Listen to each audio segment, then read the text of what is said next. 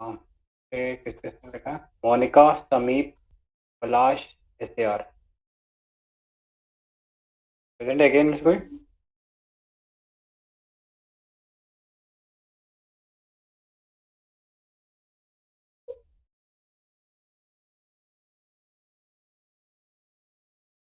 समीप है ना?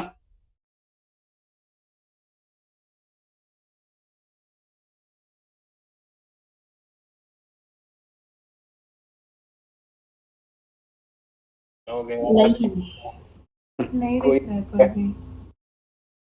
इनमें से कोई भी नहीं है, ठीक है। आई थिंक ठीक है, फिर एक बार समीर का आंसर रीड कर लेते कोई। हाँ आदिति यार, एक बार रीड कर दो इसकी।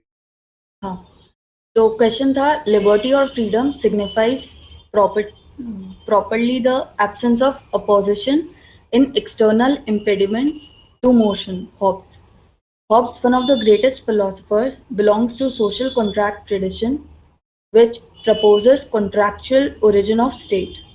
Hobbes, based on pessimistic view of human nature as egoistic, selfish,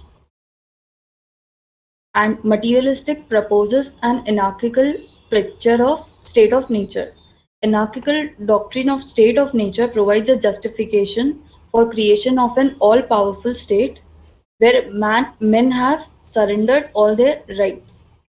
Therefore, unlike state of nature where men had absolute liberty, individuals living under the sovereign state is free only when the state has not made any laws. According to Hobbes, in presence of state, greatest liberty of subjects depend on silence of laws. Hobbes as justice, Hobbes as options further further explain Hobbes the has concept. further explained the concept of liberty with the help of fluid mechanics. For example, fluid closed in the bottle has capacity to flow but unable to flow because wall of bottle acts as impediment to flow. Similarly, liberty of an individual is subject to absence of external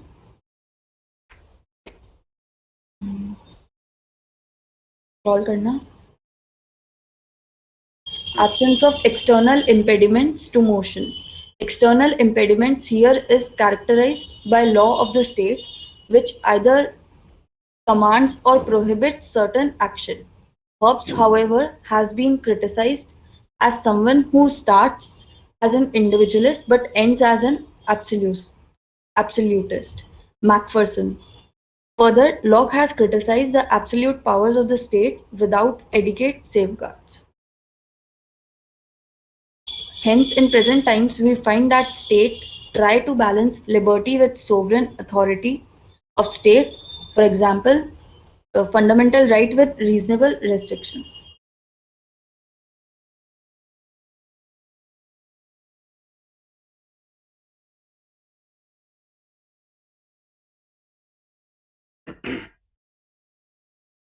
और का कोई view था क्या इसमें? और कोई approach हो सकता?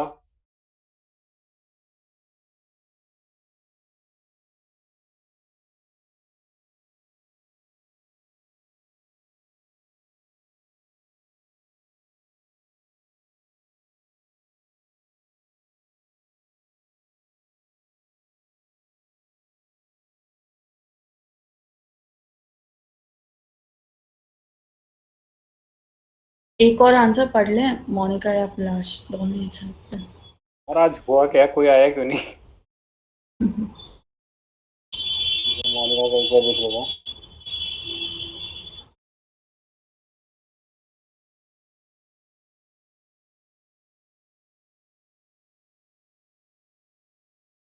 कोई और रीड करेगा क्या इसको? मैं रीड कर दूं? हेलो। हाँ कर दो। Okay. Liberty or freedom signifies properly the absence of opposition in external impediments to motion. अच्छा. Hobbes is called as the father of all of us by Karl Marx. He is not only the greatest political philosopher but also a contributor. एक minute.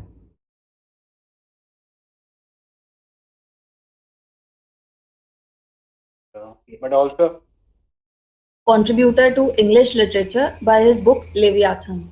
The positive liberty scholar describes liberty as absence of state and the function of state only limited to night watchman. However, for Hobbes, state is an all-sovereign and liberty is where state is absent. He concludes this by scientific method of resolutive composite theory that man is pleasure-seeking,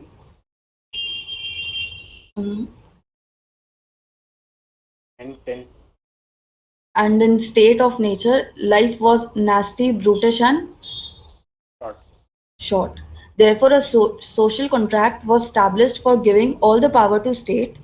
As man is pleasure-seeking, the greatest fear is security, which is provided by state.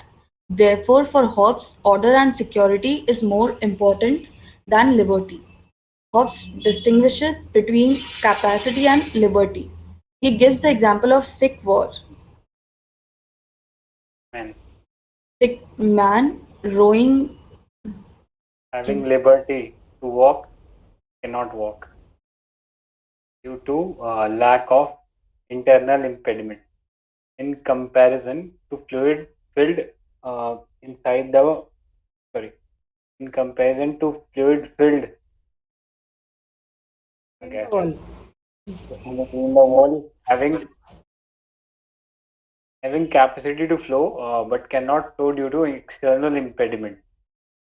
Here wall signifies the authority of the sovereign wielding over liberty.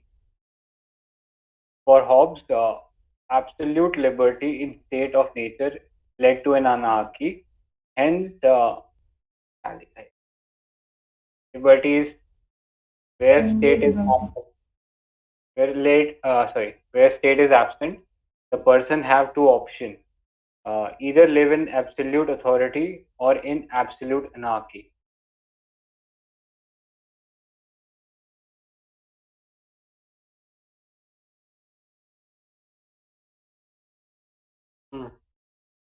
I think दोनों ने similar lines पे लिखा है और आना भी यही चाहिए था थोड़ा. आई थिंक समीप का बेटर स्ट्रक्चर भी ठीक है और फ्लो भी थोड़ा बेटर है इससे.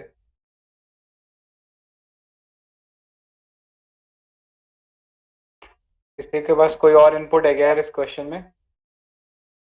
समीप ने अपने आंसर सोशल कॉन्ट्रैक्ट पे करा है फोकस. सोशल कॉन्ट्रैक्ट शायद नहीं मेंशन किया उसने.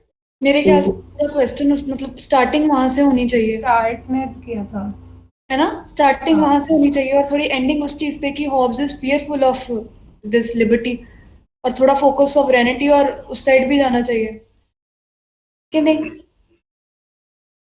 पलाश आ गया, वैसे पलाश आ गया, उसका भी आंसर है ना. हेलो. हाँ ब्रो अपना यार ये आंसर है. आई थिंक क्वेश्चन में मतलब जो स्टेटमेंट है वो पॉजिटिव और निगेटिव लिबर्टी के बारे में भी बात करनी चाहिए थी और कुछ मतलब ये इसका हॉब्स का व्यू है कि मतलब वो कैपेसिटी और लिबर्टी तो वो स्कॉलर्स स्टेट के रोल को सपोर्ट करते हैं, वेलफेयर स्टेट को. शायद वो भी इस आंसर में आने चाहिए थे, मुझे लगता है ऐसा. एक दो व्यू पॉइंट निकाल मतलब इसके अपोजिट व्यू पॉइंट कुछ देना चाहिए था.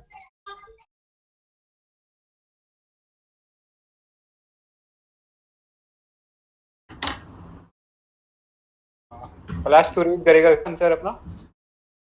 हाँ बता दे. क्वेश्चन था लिबर्टी और freedom signify properly the absence of external impedent. तो मैंने बता दिया हॉब्स का वो इंट्रोडक्शन मॉडर्न थिंकर वगैरह फियर ऑफ सॉवरेनिटी दी है, इसलिए फोकशॉट ने उसकी बुक को Leviathan for greatest and probably sole masterpiece बोला है और इंग्लिश लिटरेचर में बहुत है. फिर इसका ये जो उसके वर्ड्स वगैरह है ये इतने डिफिकल्ट हो जाते हैं कभी कभी हॉब्स के आइडियाज़ को समझने के लिए और फिर वो कॉम्प्लेक्सिटी और बढ़ा देता है क्योंकि वो नेचुरल साइंस के कॉन्सेप्ट भी ऐड कर देता है, फिजिक्स पॉलिटिकल फिलोसफी में करते हैं. ठीक है, तो इसलिए हमें समझने में थोड़ा दिक्कत होता है वगैरह. तो Hobbes doesn't prefer liberty much as extreme liberty leads to anarchy और स्टेट ऑफ अनार्की में कोई सिक्योरिटी नहीं रहती और उसके लिए सिक्योरिटी सबसे बड़ी चीज़ रहती है. ठीक है, तो इसलिए वो सिक्योरिटी को लिबर्टी से ऊपर रखता है. तो in words of Hobbes liberty is where law is silent. तो इंडिविजुअल के पास उतना ही फ्रीडम रहेगा जहाँ पे स्टेट ने कोई लॉ नहीं बनाया है. जहाँ पे लॉ बनाया है उसको वैसे ही एक्ट करना पड़ेगा. फिर उसने फर्दर इलेबोरेट किया है कैपेसिटी और लिबर्टी को अलग करके, और लिबर्टी पे ज़्यादा फोकस किया। तो एग्जांपल दिया उसने दो कि अगर एक पर्सन के पास फ्रीडम है और कैपेसिटी नहीं है, जैसे एक सिक पर्सन हो गया, उसके पास रेस्ट्रिक्शन नहीं है लेकिन कैपेसिटी नहीं है चलने की, ठीक है, तो ये पॉजिटिव लिबर्टी का कंसेप्ट है। फिर सेकंड इसमें बोला है कि कैपेसिटी है बट फ्रीडम नहीं है, वो लिक्विड और कंटेनर वाला एग्जांपल दिया उसने। फिर इस केस में ऑप्स ये वाले केस में लिबर्टी कम्स इनटू पिक्चर, जो पॉजिटिव लिबर्टी है वो कम्स इनटू पिक्चर है यहाँ पे, नहीं सॉरी, नेगेटिव कंसेप्ट और लिबर्टी यहाँ पे आ गए। और Hobbes take this instance as well liberty comes into picture. तो पहले वाला सिर्फ कैपेसिटी का था, उसको वो लिबर्टी कंसीडर नहीं करता है। फिर सेकंड इसमें वो बोलता है वो दस Hobbes has related the concept of liberty और freedom as external impedent to motion. तो सिर्फ जो इसके फ्रीडम को रेस्ट्रिक्ट कर रहे हैं उसको ही वो एक्सटर्नल इम्पेडेंट बोलेगा और लिबर्टी बोलेगा, और जो कैपेसिटी के कैरेक्टरिस्टिक को फोकस करते हैं उसको लिबर्टी नहीं बोल रहा। तो इससे साइंटिफिक एक्सप्लेनेशन देने की कोशिश की है, जो ऑब्वियसली टाइम ऑफ रेनेसांस में कोई थियरी को रिकग्निशन नहीं मिलता था जब तक वो साइंटिफिक प्रिंसिपल पे बेस्ड ना हो। तो हॉब्स ने नेगेटिव कंसेप्ट में बेच किया और यूटिलिटेरियन एक्सप्लेनेशन दिया है ह्यूमन नेचर का, जो ये भी फोकस करता है कि वो कैपिटलिस्ट और मिडिल क्लास का स्कॉलर है, और रिजोल्यूटिव कंपोजिटिव मेथड यूज किया है प्रूव करने के लिए। उसे क्रिटिसाइज भी किया गया है सोशल लिबरल के तौर पे कि ये बहुत नैरो व्यू देता है। अमर्त्य सेन ने बोला है कि liberty means expansion in choices, तो ये अमर्त्य सेन फेवर भी करता है कैपेसिटी बिल्डिंग को। फिर स्कॉलर ने क्रिटिसाइज भी किया है कि इंडिविजुअलिस्ट से स्टार्ट किया है बट एब्सोल्यूटिज्म में खत्म भी होता है। मार्क्स ने तक इसको क्रिटिसाइज किया है कि बुर्जो का है, और सबाइन ने लेकिन उसको डिफेंड करने के लिए बोला है कि इसका जो एब्सोल्यूटिज्म है वो इंडिविजुअलिज्म जो है इसका वो एब्सोल्यूटिज्म का डेरिवेटिव है। मतलब इंडिविजुअल के राइट्स को बचाने के लिए ही उसने स्टेट को सबसे ज़्यादा अथॉरिटी दी है, ठीक है। उसके क्रिटिक जो मार्क्स था उसने तक उसको रिकग्नाइज किया है कि फादर ऑफ अस ऑल, और उसने फाउंडेशन लीड किए understanding of the modern political life and that of nation state, ऐसे नहीं।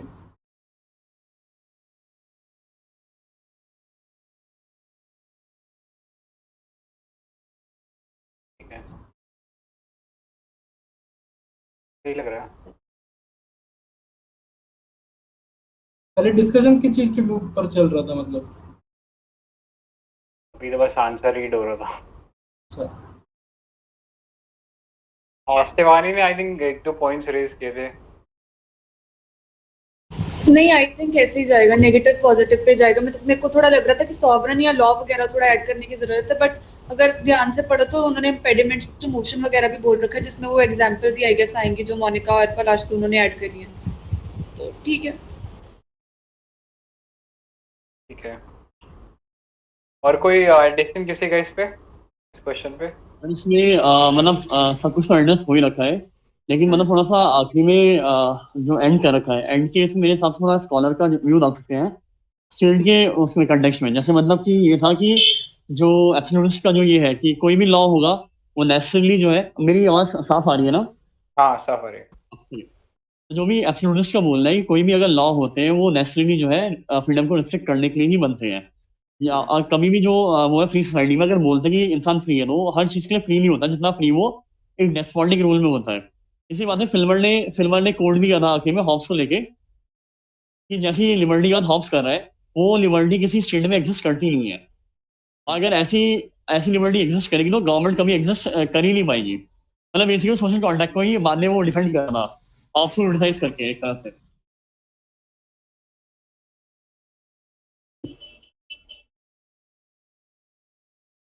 आपको क्रिटिसाइज किया था अगर ना कि जो भी लॉज हैं, अगर कोई भी लॉ होगा तो वो फ्रीडम को रिस्ट्रिक्ट करने के लिए ही बनेगा। कोई भी ऐसा लॉ नहीं होता जो फ्रीडम को रिस्ट्रिक्ट ना करे। इसलिए मैं कह रहा हूँ कि फ्रीडम और लॉ कभी साथ में नहीं जा सकते। मतलब बेसिकली इनिशियल वाला पॉइंट आ गया, एक तरफ पावर, एक तरफ आपकी वो हो गई मोशन हो गया, और फ्रीडम हो गया, पावर और फ्रीडम। पावर तब रिस्ट्रिक्ट होती है जब आपकी इंटरनल इम्पीडेमेंट हो, जैसे वो हो गया स्टिक पर्सन वाला हो गया या स्टोन का हो गया कि एक स्टोन अपने आप से मूव नहीं करेगा, उसको उसके अंदर पावर होनी चाहिए।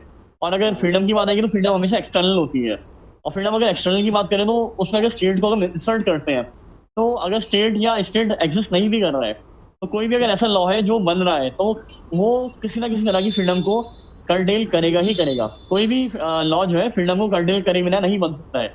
मतलब एक तरह से लॉ और फ्रीडम एक दूसरे के अपोजिट है काफी ज्यादा। हाँ मैंने आपको बोल रहा था कि ये तो आपने बोला ही है ना, ये तो लॉ हाँ आपने तो बोला ही है ना ये चीज तो। उसने बोला है कि फ्रीडम वहां पे है ही नहीं जहाँ पे लॉ बना है, वहां पे जहाँ पे मैंने डी लॉ बनाया मैं वहां बस कंक्लूडिंग पार्ट का बता रहा हूँ कि कंक्लूडिंग में हम फिल्मर का कोड डाल सकते हैं। यही था उसका कि ऐसी कोई लिबर्टी एग्जिस्ट करती नहीं है, अगर ऐसी लिबर्टी एग्जिस्ट करेगी तो गवर्नमेंट एग्जिस्ट कभी नहीं करेगी। मैं प्रॉपर्ली जो कोड था वो शेयर कर दूंगा उसमें टेलीग्राम के आंसर में। ठीक है सही है। ठीक है। ठीक है, और कोई इनपुट है क्या इस पे? ओके,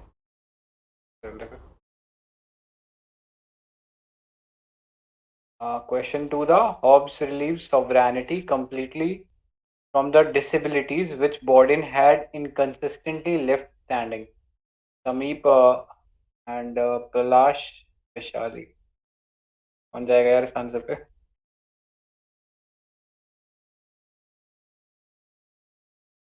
यार पलाश कर लेगा ना, उसके आंसर में स्ट्रक्चर रहता है पूरा, मतलब प्रॉपर। मेरा बेसिक है थोड़ा भी। ठीक है, हाँ प्लस बता दे यार इस पे। Hobbes release sovereignty completely from disabilities. वो हॉब्स और बोदिन के बारे में बात कर रहे हैं कि कौन मॉडर्न फिलोसफी मतलब थिंकर वगैरह है। तो मैंने हॉब्स को बता दिया कि पहले से वो फर्स्ट मॉडर्न थिंकर से कहा जाता है, और इसके बहुत सारे कंटेंडेंट थे पहले से, और ये कंटेस्टेड टॉपिक था। तो मॉडर्न टाइम से हमने देखा कि नेशन स्टेट ही सबसे डिस्टिंग्विश हो रहा था। आवाज है कोई क्या? फिर उसके बाद डिस्टिंग्विशिंग फीचर नेशन स्टेट का सोवेनिटी है। तो जो थिंकर ने सबसे ज्यादा सिस्टमैटिक और कंप्लीट थियरी दिया होगा सोवेनिटी का, उसको हम मान लेंगे कि वो पहला थिंकर है, मतलब मॉडर्न थिंकर है। तो इसके बहुत सारे कंटेंडर थे, मैंने मैकेले को भी इंक्लूड किया। तो उसमें उसने दिया है नेशन स्टेट का अपना कंसेप्ट तो दिया है, लेकिन उसने सोवेनिटी के बारे में कुछ सिस्टमैटिक व्यू नहीं दिया है। तो कि वो पावर मतलब सुप्रीम पावर के बारे में कुछ नहीं बताया उसने। फिर सेकंड बोर्डिंग भी बहुत क्लोज आ गया था पोजीशन ऑफ मॉडर्न थिंकर के, लेकिन उसने जो थियरी दी है अपनी सोवर्निटी की, वो power over the citizen subject दी है। However he was unable to escape from his medieval mentality जो थी, ठीक है। तो इसलिए इसे कहा जाता है कि Bodin was standing at the gates of modernity but Hobbes jump into it. फिर उसके बाद हॉब्स के बारे में बताया कि ये पहला फिलोसोफर था जिसने कंप्लीट थियरी ऑफ सोवर्निटी दी है। बोदिन ने बोला है कि वेर बोदिन ने सिर्फ स्टेट सोवर्निटी सेक्युलर मैटर्स में दी है, हॉब ने तो चर्च को भी अथॉरिटी ऑफ द स्टेट के अंडर डाल दिया था। इसलिए इसके रीजन के कारण उसकी बुक को मतलब बैन भी कर दिया था और 2 बार जला भी दिया था उसकी लाइफ में। फिर thus Hobbes gave the systematic complete and logical theory of sovereignty, जो बोदिन ने सिर्फ पार्शियली दे पाया सोवर्निटी का कॉन्सेप्ट। सिक्युलर मतलब नॉन सिक्युलर मैटर्स में भी दे सकता था जैसे हॉब ने दिया। तो Hobbes thus is regarded as the first modern thinker and recognised by Sabine. Sabine has also defended Hobbes of his criticism of being absolutist by John Locke, ठीक है। तो इसमें एब्सोल्यूटिज्म मतलब इस तरह से नहीं बोला है, उसने बोला है कि हॉब्स ने जो उसका एब्सोल्यूटिज्म है, जो पहले कुछ आंसर में बोला था मैंने कि उसका डेरिवेटिव है इंडिविजुअलिज्म का, वो अपने राइट्स को प्रोटेक्ट करने के लिए ही वो स्टेट को इतनी सारी पावर देता है। मार्क्स ने भी उसको आखिर में रिकॉग्नाइज कर दिया कि वो फादर ऑफ अस ऑल है और foundation of the nation state है। हमें कुछ और भी ऐड करना चाहिए था, ऐसा लग रहा था कि वो सेकंड पार्ट में कुछ और डाल सकते हैं। हाँ हाँ, मेरे को भी इसमें कंटेंट मतलब बहुत वो लग रहा था, थोड़ा ब्लैकनेस की कंटेंट क्या डालना है करके। तो शायद एनालाइज करना चाहिए था अपने। और क्या था?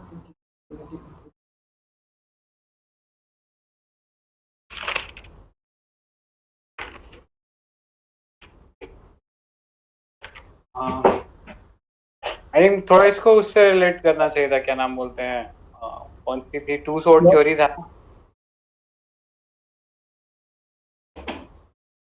हाँ, एक बार मेरा भी खोल लेते तो मैं भी एक बार रीड कर दूंगी।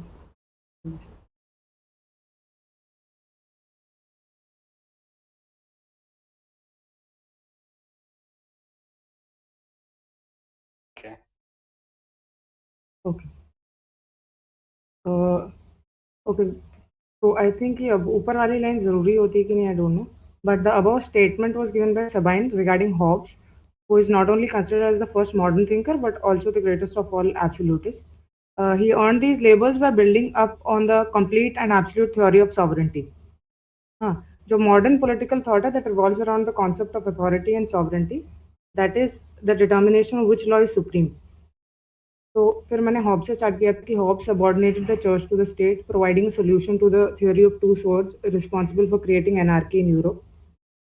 He hence established वो जो legal theory that law is the command of the sovereign, giving state the supreme power.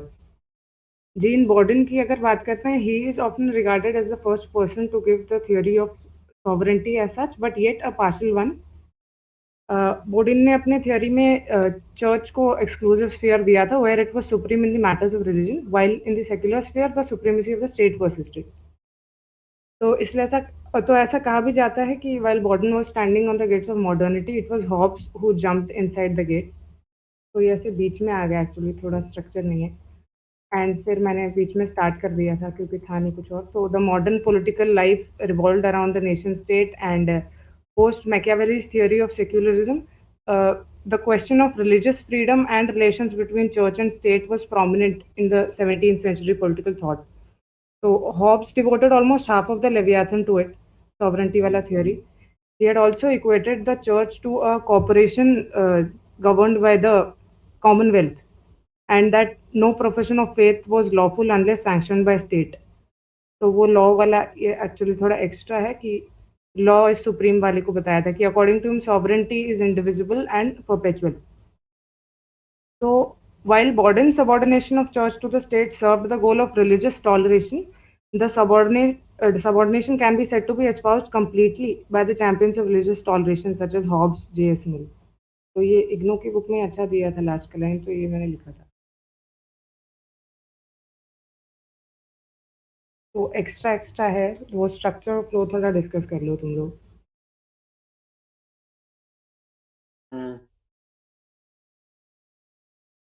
I think यार इसको थोड़ा डिस्कस करना पड़ेगा, तो सबने थोड़ा अलग अलग लिख रखा है इसको.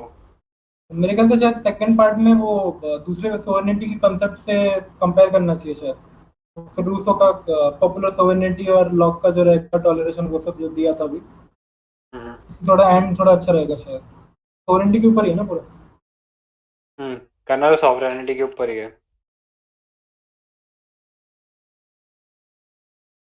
आई थिंक थोड़ा बहुत यार इसको वही टू स्वॉर्ड थ्योरी से करके और फिर वही स्टेट ऑफ नेचर और वो सब करके कैसी सिचुएशन थी, तो वहाँ पे सॉवरेन कौन होता है, जो कि एक टेरिटरी के अंदर एक ही सॉवरेन हो सकता है, मल्टीपल सॉवरेन्स नहीं हो सकते. फिर अगेन बॉर्डन को क्रिटिसाइज कर सकते हैं अपन कि बॉर्डन ने जो है, जैसा अभी वैशाली ने बोला था, religion was supreme in the matters exclusive, मतलब उसको दे दिया था right in the matters of religion, तो वो चीज़ कर सकते हैं.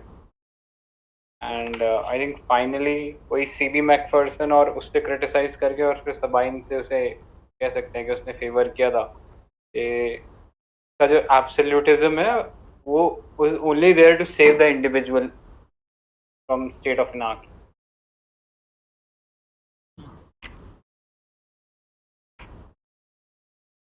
कोई और थिंकर याद है क्या किसी को इसमें ऐड कर सकते थे? What is customary law? Custom traditions religion जो रहेंगे. तीन है, मतलब नेचुरल लॉ तो नेचर वाला है, रीजन जो डिफाइन करता है, पॉजिटिव जो स्टेट करता है, और तीसरा कस्टम रिलीजन, जो कस्टम और रिलीजन प्रोवाइड करते हैं बेसिस.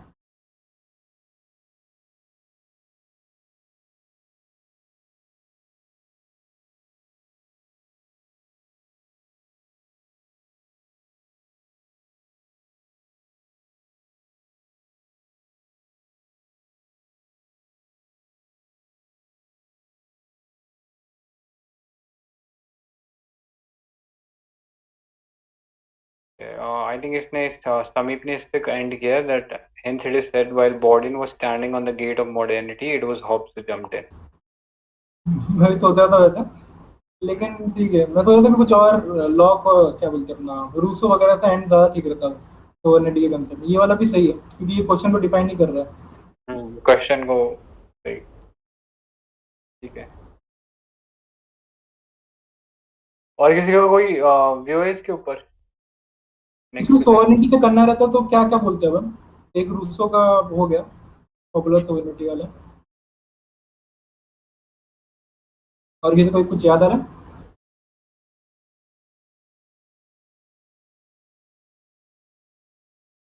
मिलिसेकंड अंदर सेकंड में दूसरे में चलते हैं। इंटरनेशनल लॉ में रेलेवेंस बता सकते हैं हॉब्स की, सॉवरेनिटी वगैरह का कॉन्सेप्ट इंटरनेशनल लॉ में सबसे ज़्यादा फिट बैठता है, वेस्टफेलियन वर्ल्ड ऑर्डर वगैरह। अच्छा फिर हाँ ठीक है ना, हम्म क्वेश्चन दिया है। तो वर्ल्ड ऑर्डर का हो सकता है इंक्लूजन में। नेक्स्ट पे चल रहे फिर।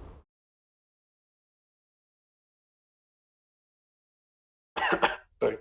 Hobbes starts as an individualist but ends as an absolutist. Mayank और निकुल। मयंक है ना? हाँ, हाँ भाई बता दे। मैंने पहले तो हॉब्स का इंट्रोडक्शन दिया है कि like he is first modern thinker and belongs to the tradition of social contract, and he gave the theory of sovereignty, or he is regarded as the father of all philosophers by Karl Marx. उसके बाद second paragraph में मैंने लिखा है कि through उसने अपना रिजोल्यूटिव कंपोजिटिव method use करके he proved that human nature is individualistic and selfish, and because he is selfish his life is going beyond power, continuous search of pleasure and power. उसके बाद नेक्स्ट पैराग्राफ में मैंने लिखा है कि स्टेट ऑफ नेचर में problem क्या थी, there was no authority, and as there is no authority he is coming into conflict with his fellow citizens, or that is why there is no security of life because each considers others as insecurity. So in a nutshell, in a state of nature there is no security and the life of man is nasty, poor, brutish and short. That's why next paragraph में लिखा है कि for the preservation of life Hobbes goes for the creation of commonwealth through a social contract, and through that social contract people relinquish their sovereignty and accepts to live under the command of state.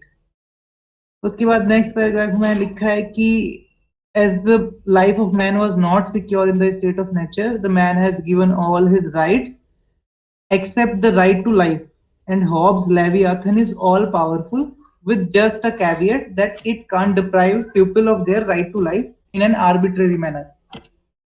Next paragraph में मैंने लिखा है कि as people have no liberty in Hobbes' state, and as Hobbes had said that liberty is where law is silent, the state's command is so pervasive that even in the field of religion people don't have to choose their religion. If, as Locke said, that if a state or sovereign is giving them right to religion then it's okay, but if it is not giving, then people have just right to life. They have no life, they have no right except the right to life, so they don't even have right to religion.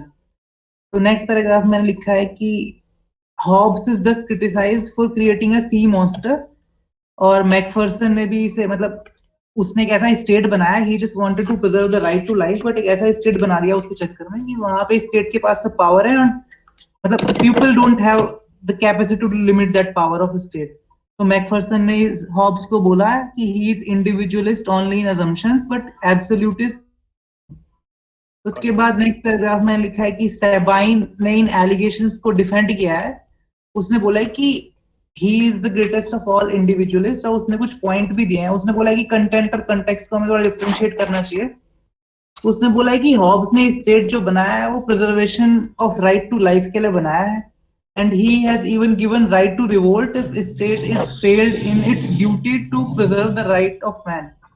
उसके बाद मैंने ये बोला है कि उसका जो states का जो एग्जिस्टेंस है वो इसी बात पे डिपेंड करता है कि वो प्रोटेक्शन ऑफ लाइफ कर पा रहा है, and the protection of life is an end in itself, state is just a means to that end. उसके बाद कंक्लूजिंग पैराग्राफ में लिखा है कि though Hobbes ends up creating a powerful state, but for him individual is always an end, and his support for Leviathan comes from his quest to create a peaceful environment where man can enjoy his right to life without any insecurity. बस.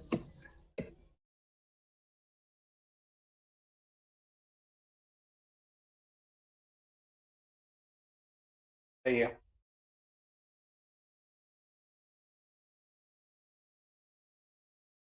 और कोई thinker वगैरह कुछ add कर सकते थे क्या इसमें? आई थिंक सबने ही मैंने इस पे बस नोट्स ही पढ़े थे, मुझे कोई और सोर्स मतलब आज टाइम भी नहीं मिला, तो मतलब कहीं से पढ़ता तो ऐड कर सकते थे, but I didn't have knowledge about any scholar. इस पे आई थिंक पलाश तूने भी लिखा है ना? हाँ वो सिमिलर ही है पूरा। Similar है। ठीक है। नीलेश और शिवानी, कोई और है क्या आपके पास व्यू इस पे? नहीं ठीक है, मेरे पास तो नहीं है। ठीक है, नेक्स्ट पे चलते हैं फिर हम। Question 4, covenants without swords are nothing but words. अब पे आंसर लिखा है क्या पलाश तूने आज? तो 4 के लिखेंगे। वो 4 के लिखते हैं। ठीक है भाई, तू बता दे इस पे। हॉब्स का वापस वो दे दिया है मैंने इंट्रोडक्शन। फिर सोशल कॉन्ट्रैक्ट ट्रेडिशन से बिलोंग कर रहा है वो। एब्सोल्यूट अथॉरिटी दिया है उसने, एक हाइपोथेटिकल कांसेप्ट से स्टेट ऑफ नेचर से एक्सप्लेन किया है। तो थोड़ा सा बता दिया कि वो नो एक भी सोसाइटी भी नहीं है, प्री सोसाइटी और प्री पॉलिटी जो है, प्री स्टेट जो था स्टेट ऑफ नेचर, उसमें मैन कुछ भी कर सकता था वहाँ पे नेचुरल लॉज में। लेकिन नेचुरल लॉ में क्या बोलते हैं, रीजन भी था, लेकिन वो उसके रीजन के हिसाब से पावर ज्यादा डोमिनेट होता था। ठीक है, तो reason which lets him achieve the things he want, लेकिन उसके पास उतना रीजन नहीं था जिसके कारण वो दूसरों की लाइफ के बारे में भी सोच पाए, या क्या मुझे परस्यू करना चाहिए नहीं है, उससे आपसे बोला है। Hobbes established utilitarian nature of man, वो रिजोल्यूटिव मेथड से जो था। फिर मैन यूटिलिटेरियन है, मटेरियलिस्टिक है, प्लेजर पेन से ड्राइव हो रहा है। State of war of all against all वाला बोला है, पावर रूल करता है यहाँ पे, स्ट्रगल ऑफ पावर रहेगा, और सिक्योरिटी ऑफ लाइफ वगैरह कुछ नहीं है। फिर इसके निकलने के लिए वो स्टेट ऑफ नेचर से निकलने के लिए वो अपने सारे राइट सरेंडर कर देता है सोवरेन को, और सोशल कॉन्ट्रैक्ट में एंटर करता है। और क्योंकि सारे राइट दे दिया उसने, इसलिए power state absolute power acquire कर लेता है। तो फिर हॉब के लिए liberty is where law in silent, तो वो लिबर्टी की बात कर रहा है कि मैन के पास उतना ही फ्रीडम है जितना स्टेट इसको अलाउ कर रहा है। फिर यहाँ पे क्या है, where the state has made the law, ठीक है, but then in man according to Hobbes passion dominate over reason. ठीक है, तो उसके पास रीजन भी है लेकिन पैशन ज्यादा डोमिनेट करते हैं, तो कोई गारंटी नहीं है कि वो लॉ ब्रेक नहीं करेगा। तो और अगर उसको लगता है वो बहुत बेनिफिशियल है लॉ ब्रेक करने से, तो वो तोड़ कर भी देगा। तो इसलिए हॉब्स ने एक अथॉरिटी को पनिशमेंट का भी राइट दिया हुआ है। इसलिए उसने बोला है कि covenant without sword are nothing but words and no sense to secure man at all. तो इसलिए इफ द मैन ब्रेक करता है लॉ, तो वो ये बताने की कोशिश कर रहा है कि वो अपना लॉ डालेगा और वो सोवेरेन बन जाएगा। बट हॉब ने बोला है कि एक ही टेरिटरी में मोर देन वन सोवेरेन नहीं हो सकते, तो ये प्रिवेंट करने के लिए कि दूसरे भी वैसा ना करने लग जाए, इसलिए स्टेट पनिश करता है मैन को और सबको बचा लेता है अनार्की और कियोस से वापस जाने के लिए। तो मैकफर्सन ने बोला है कि हॉब्स ने इंडिविजुअली स्टार्ट किया है लेकिन एब्सोल्यूटली बनता है वो, लेकिन सबाई ने उसको डिफेंड कर लिया है। फिर हॉब्स ग्रेटेस्ट इंडिविजुअलिस्ट है, उसे रिकॉग्नाइज किया इंडिविजुअलिस्ट क्योंकि क्या है, वो इतना हाँ बोलो बोलो। वो इतना इंडिविजुअलिस्टिक है कि वो दूसरे ह्यूमन के साथ पीस में नहीं रह सकता, इसलिए ही उसे एब्सोल्यूट स्टेट की जरूरत पड़ी है ऑर्डर स्टैब्लिश करने के लिए। इसलिए उसने फाउंडेशन रखी है मॉडर्न कंसेप्ट ऑफ फिलोसफी। ठीक है, इतने में खत्म हो गया।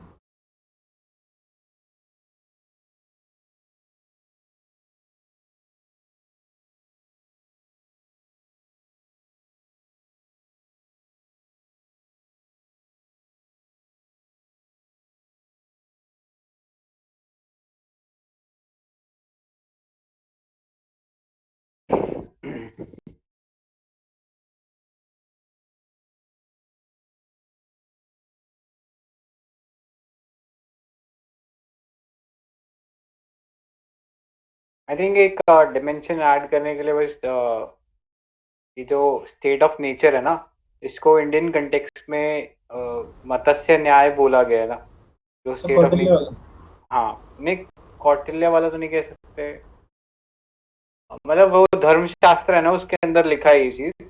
तो उसमें ये लिखा है कि जब तक मतलब अगर स्टेट नहीं होता यानी किंग नहीं होता, तब तक वो स्टेट ऑफ नेचर जो है वो अनार्की है या मत्स्य न्याय है।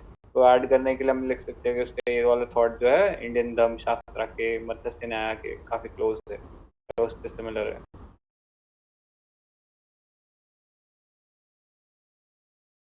मतलब इसको शायद लॉ वाले से बोल सकते थे कि लॉ जो बन रहा है वो फेयर रीजनेबल वगैरह है कि नहीं है, वो भी होना चाहिए। मतलब ये सिर्फ स्टैब्लिश बाय लॉ बता रहा है ना, लॉ थोड़ा आगे चल के ड्यू प्रोसेस ऑफ लॉ बताता है, तो वो थोड़ा सा एक्स्ट्रा एडिशनल हो सकता था, जो अमेरिका में यूज होता है वगैरह। बट उसको मतलब थॉट से कैसे रिलेट करता? नहीं मतलब कोवेनेंट विदाउट सॉल्व मतलब वो लॉ मेकिंग की बात कर रहा है। लॉ अगर नहीं बना है तो वो इस्टेब्लिश ही नहीं कर पाएगा ऑर्डर, ये इसका मेन क्वेश्चन का है। लेकिन जो लॉ हाउस बना रहा है वो रीजनेबल है, फेयर रहेगा, ये कोई गारंटी नहीं है ना। वो आर्बिट्री नेचर के लॉ भी बना सकता है, उसको किसी ने रोका नहीं आके भी। लेकिन लॉ बोलता है कि नहीं, उसको रीजनेबल भी होना चाहिए। तो प्रोसेस स्टैब्लिश बाय लॉ से वो आगे जाके ड्यू प्रोसेस ऑफ लॉ बताता है, जो अपनी मीनका गांधी केस वगैरह में अपने इंडिया में भी हुआ है। ऐसे बिल्कुल सही है। उसमें सुजैन का भी स्ट्रक्चर अच्छा है। ऐसे शायद एग्जांपल अच्छे दिए थे कुछ। Leviathan remedy social contract. Absolute authority of state gave highest priority to state laws in its implementation. Retributive justice similar to Kautilya, turned as an instrument to implement laws. हाँ ये भी अच्छा एक वो है dend वाला part. Practicality of statement. Weak enforcement of international law in absence of legal penal provision. NHRC 2+ Tiger. Okay. Criticism. Concept of reformative justice. Authority converts into tyranny. DPSP not enforceable, still relevant. Fundamental duties, moral obligation and attitudinal.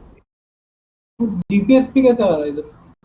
मतलब DPSP enforceable नहीं है, फिर भी उसकी एक मतलब वो है वैल्यू है, तो डिसीजन मेकिंग को इन्फ्लुएंस करता है। पॉइंट ऑफ व्यू से लगता है लॉ है तो मॉरल, मतलब कॉन्स्टिट्यूशन में है तो एक मॉरल ऑब्लिगेशन तो है ही है स्टेट्स पे। वो एक तरह का ये है क्या, वो मतलब सेकंड व्यू प्रोवाइड कर रही है कि कोवेनेंट भी कुछ ना कुछ सिर्फ वर्ड्स नहीं है, थोड़ा मॉरल एप्लीकेशन प्रोवाइड कर रहे हैं ऐसा। इन्होंने दोनों प्रोवाइड किया है। ऊपर वाले में ये यूएन भी लिख सकते थे ना, ऊपर में जैसे टूथलेस टाइगर है तो। करेक्ट, यूएन भी होगा।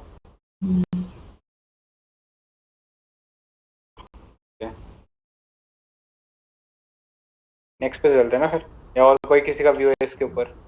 मैं बस एक महात्मा गांधी वाला भी कर सकते थे कि वो एंटी मॉडर्न स्टेट वगैरह था, कि उसका बेसिस था कि जो मॉडर्न स्टेट जो बन रहा है वो कलेक्टिवाइज इंस्टीट्यूशनलाइज्ड वायलेंस है। मतलब स्टेट का बेसिस होना चाहिए जस्टिस के ऊपर, ना कि वायलेंस के ऊपर।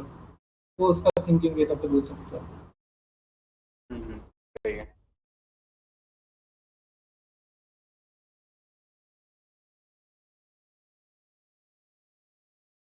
चलते हैं फिर। Leviathan is useless book for political philosophy, fruitless to understand the history of origin of state. Varun, great. Varun है ना?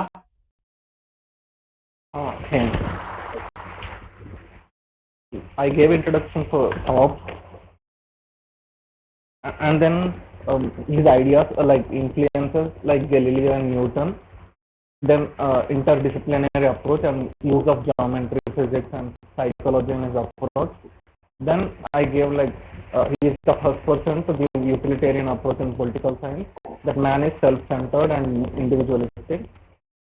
Man is pleasure-seeking and who limited reason to understand the self rather than other person's pain. Leviathan pictured the man's nature, which is self-centered and matter is ultimate reality. He placed chess under it. That was revolutionary idea of that time.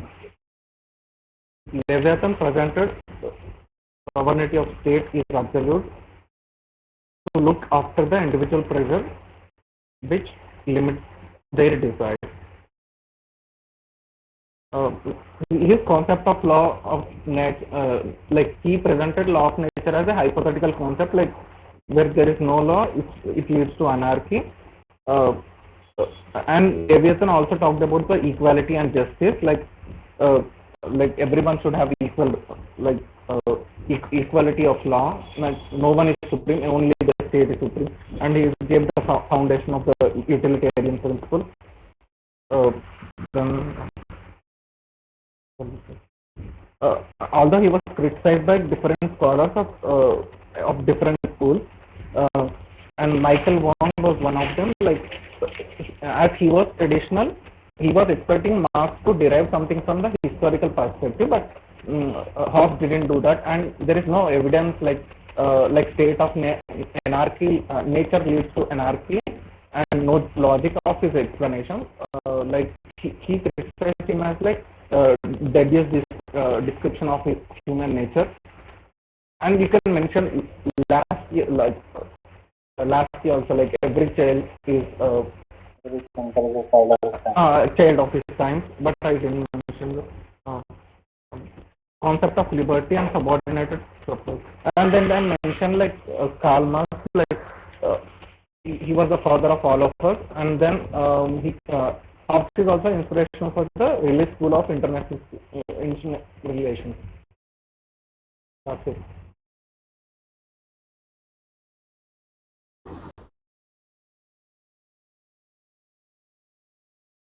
Answer ठीक है, लेकिन वो question actually दो चीजों में बोल रहे हैं।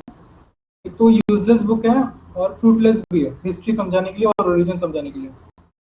उस पर थोड़ा मतलब बोलना था शायद, लग रहा है। वो बोला ना कि बाद में वो किसी ने बोला है, मतलब एंथ्रोपोलॉजिस्ट नहीं है वो। हेलो, मेरा आंसर पढ़ सकता है क्या कोई? हाँ या मैं पढ़ूं? आप बता दो पहले, आपने मतलब क्या इसमें फ्लो क्या लिया है, वो कैसे सोचते हैं? मैंने पहले बताया कि ओरिजिन ऑफ स्टेट क्या है, पहला मतलब कि ओरिजिन ऑफ स्टेट कैसे हॉब्स ने डिफाइन किया हुआ, एंड देन उसका फिर मैंने क्रिटिसिज्म बताया है। तो इन शॉर्ट कि पहले बताया है कि ना स्टार्ट की रेजोल्यूटिव कंपोजिट मेथड से उसने ना ह्यूमन नेचर बताया, ह्यूमन नेचर से फिर origin of state, and in this way only same as Varun only, but the thing is कि मैंने क्रिटिसिज्म थोड़ा ज़्यादा लिखा हुआ है इसमें, नीचे लिखा है। Next page.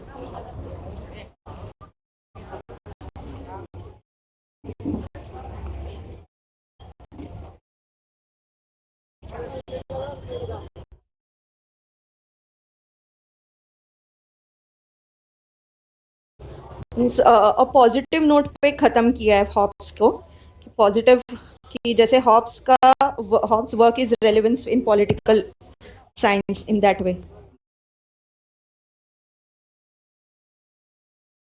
ठीक है, तो पढ़ दोगे क्या आप इस आंसर को? ओके पढ़ती हूँ।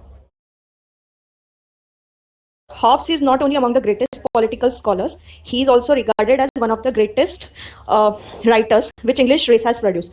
His book Leviathan is a masterpiece in English literature. Hobbes has established origin of state in feeling of insecurity in man.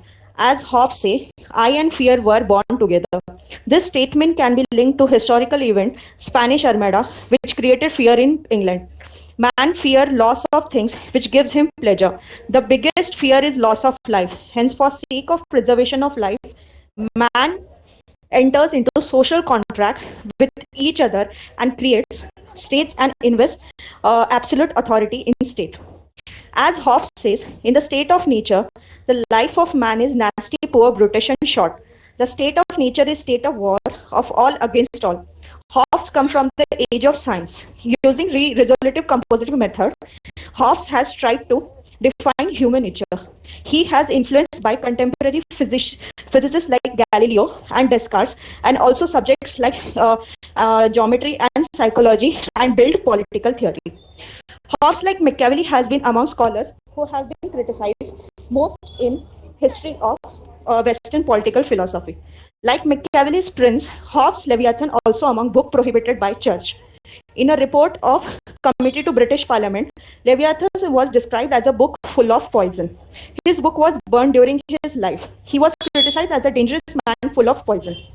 Now, however, it is wrong to suggest that Hobbes' work is of no relevance for a student of political philosophy. Hobbes' book was criticized as fruitless from perspective of history of origin of state by Vaughan. It is to be noted that Hobbes' purpose was not to give anthropological account of the origin of the state. His only purpose was to show how our life will be without the absence of state. His work has great political relevance. He was first person to give complete theory of sovereignty of the state. He is established utilitarian, materialistic and power-seeking nature of man. Without understanding Hobbes, it is difficult to understand principles and practices of modern states. He was first person to give theory of right to life. He is regarded as the first modern thinker. Karl Marx, who is among the greatest political philosophers, has acknowledged that Hobbes was father of all of us. Can we call Hobbes as egalitarian? Egalitarian. Um, मतलब कैसे भी how like he like he gives state the prominence, but he doesn't talk about form of government. Like he just gives state lot of power and church under it, and he was against the corruption. Can be, but why did Karl Marx call him the father of all of us? वो Like, तो modern philosophy जो उसने दी है modern state के ऊपर, इसलिए ऊपर से वो तो बोर्जुआ क्लास का है ना, तो अपन तो बोर्जुआ क्लास का है, इंडिविजुअलिस्ट है ना। equality को अपन करते हैं। हाँ, तो आई डोंट थिंक egalitarian कहना शायद सही रहेगा।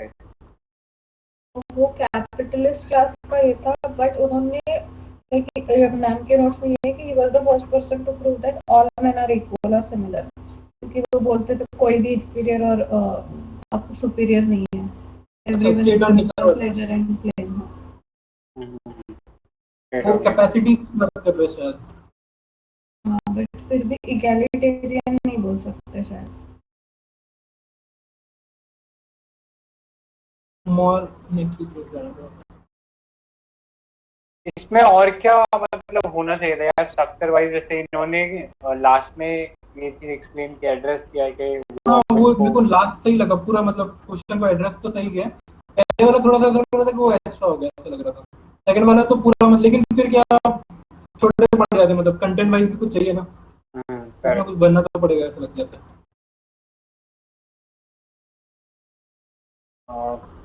क्वेश्चन का मेन मेरे को जितना समझा है कि दो, मतलब जितना मेरे को समझा कि हिस्ट्री के तौर पे उसने बोला कि हिस्टोरिकल नहीं देता और ओरिजिन नहीं बता रहा स्टेट का, तो शायद स्टार्टिंग से अपन ये बोल सकते हैं कि वो हॉब्स वगैरह बहुत मॉडर्न थिंकर वगैरह, लेकिन बहुत हाईली क्रिटिसाइज किया गया है चर्च और उसके जो व्यूज के लेके, और जो भी स्ट्रक्चर उसने डेवलप किया है उसको वॉगन ने बता दिया है कि वो हिस्ट्री वगैरह से है। दो चीजों पे उसने बोला है कि हिस्ट्री में नहीं बताता, ओरिजिन नहीं बताता, लेकिन हमको ये समझना पड़ेगा कि हॉब्स का पर्पस जो भी इसने दिया है, मतलब ये वाले आंसर में कि हिस्ट्री नहीं बता रहा है अपने को, उसका पर्पस सही नहीं, उसका पर्पस ये था कि हमें स्टेट को ओबे क्यों करना है और हमें हमारी लाइफ क्या होती है अगर स्टेट ऑफ नेचर में रहते हैं, स्टेट जहाँ पे नहीं है प्रेजेंट। बस वो दो मेन पॉइंट इसका।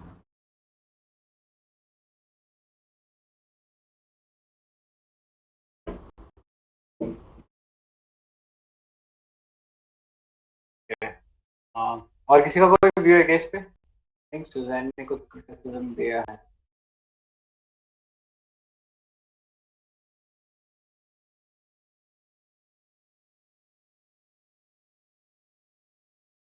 ठीक है, नेक्स्ट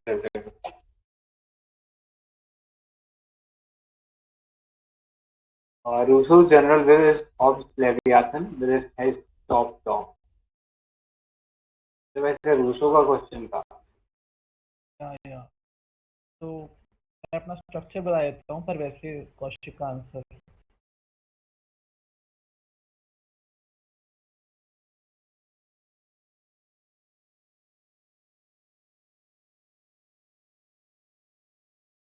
बात तो मैंने दोनों को कंपेयर करके करा, दोनों ही कॉन्ट्रैक्चुअलिस्ट, दोनों की आवाज थोड़ा धीरे आ रही है सानू।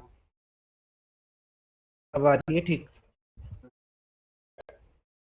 हाँ, मैं कह रहा था कि दोनों को कंपेयर करके किया था, उसके बाद कि दोनों ही सोशल कॉन्ट्रैक्ट है, बट वो एक का वॉर है, एक का बेस्ड ऑन पीस है।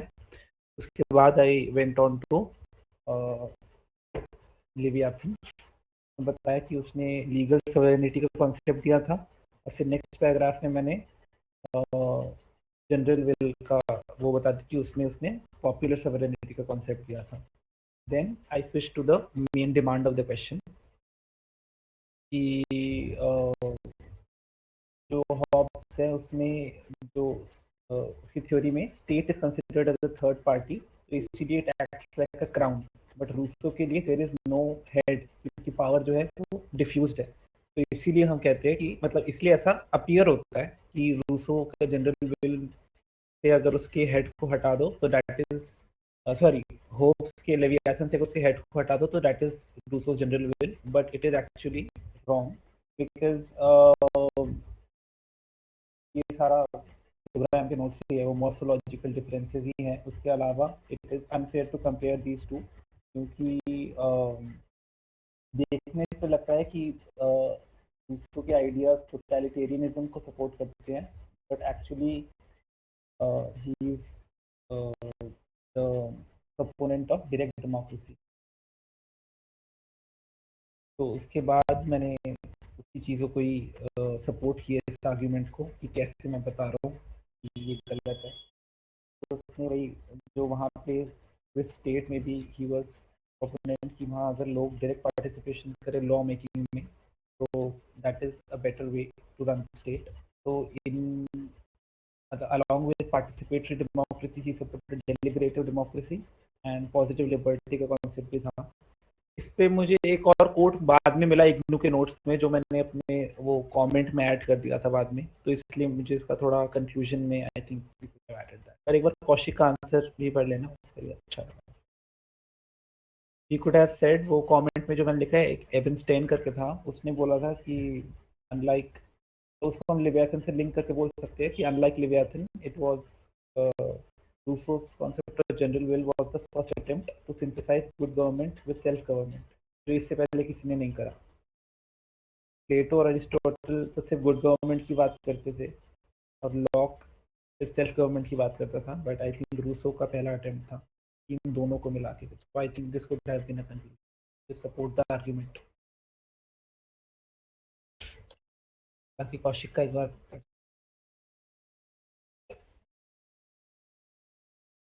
कोई पढ़ेगा क्या इसका आंसर या फिर? आवाज ठीक आ रही है ना? हाँ ठीक है। तो उसने लिखा था कि उसने लिवियाथन से ही सीधा शुरू करा है, unlike my answer. So the Leviathan is term given by Hobbes, whereas general will is given by Rousseau. Both define power to punish by state if law is not obeyed. Or Leviathan represents absolute state, absolute power, and power to punish those who do not obey the state. So, in words of Hobbes, covenants without swords are nothing but words. I think he switched to general will, which on the other hand represents popular sovereignty. General will is will of all people expressed in constitution. Even Rousseau suggests that man should be forced to be free, that is punish those who do not obey general will and thus state laws. Thus, according to scholars, except morphological differences, there is no difference in the essence of Leviathan and general will. Both can be manipulated to justify state totalitarianism. Socialists in general and Marxists in particular criticize Rousseau for creating this myth that a state represents general will. For Karl Marx, state represents only will of property class. Property class. They held that general will is a noble lie which legitimize action of state. हाँ, ऐसा criticism इसने अच्छा add किया था. I forgot to add. However, it would not be appropriate to suggest that general will is headless Leviathan. Rousseau, in fact, was exponent of direct democracy. For Rousseau, general will emerges only when people go for direct participation in the lawmaking. For Rousseau, it is only way in which authority and liberty can be reconciled.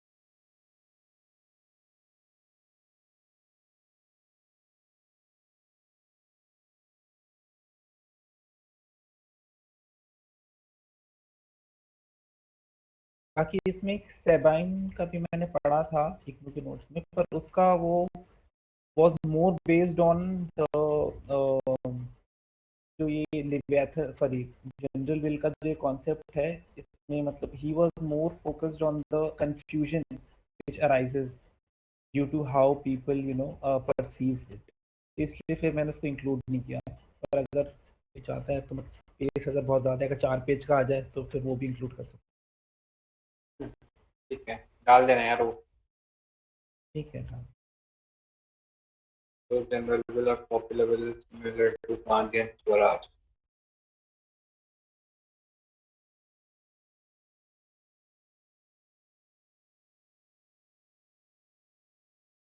और कोई addition हो सकता था क्या इसमें?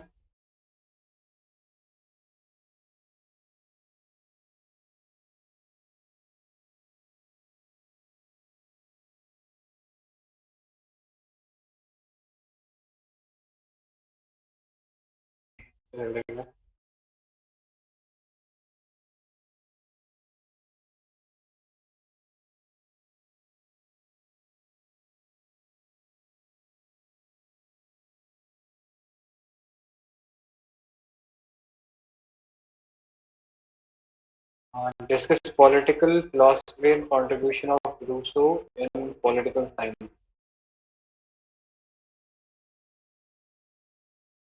Heidi and Monica ने लिखा है इस पे।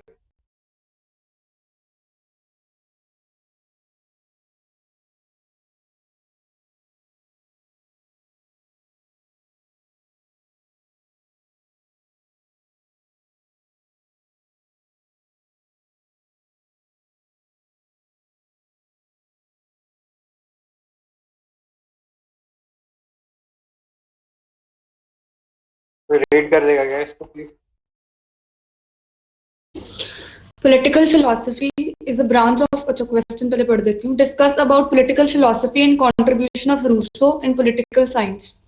Political philosophy is a branch of philosophy that is concerned at the most abstract level with the concepts, arguments involved in political opinion.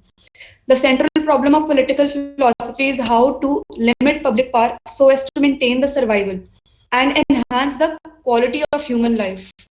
Central problem of political philosophy. Okay. The key people related to political philosophy are Socrates, Aristotle, Plato, Locke, Rousseau, Hobbes, some Indian, Gandhi, Ambedkar. Out of them, Rousseau has given that his theories on political philosophy are circled towards liberty, fraternity, equality. He is known as father of French Revolution because of his contribution. His political philosophy's main theme are the purpose of life is happiness, the source of happiness is freedom, to do what we want to do. In modern times, there is no freedom, it is just an illusion of freedom. As a thinker, Rousseau is unique in many contexts. He belongs to the age of he belongs to modern age when everyone was praising science, rationality, modernity. Rousseau emerged as critique of modernity. He is also known as thinker of paradoxes because of his because if he inspiration for supporter of democracy, he also provides fodder for totalitarians. If he inspiration of liberals, also inspiration for socialists. His main concern was to go back to state of nature, that is life before modernity. Capitalism, as he believed in the modern state, people become faced troubled with the changes happening during his time, that is modernization, industrialization, urbanization. His theory was complete contrast with Hobbes' social contract theory, where he criticized state of nature as state of Rousseau's famous book Social Contract, he given that man is born free, but everywhere he is in chains. Man essentially was good. He has the feeling of self-love as well as sympathy for others in the state of nature. When man was savage, uncivilized, man was good and happy, but when became civilized, he reduced to the level of depressed animal, which is not happy, never satisfied. Many criticized Rousseau's idea was manipulated by a totalitarian leader like Hitler, Mussolini.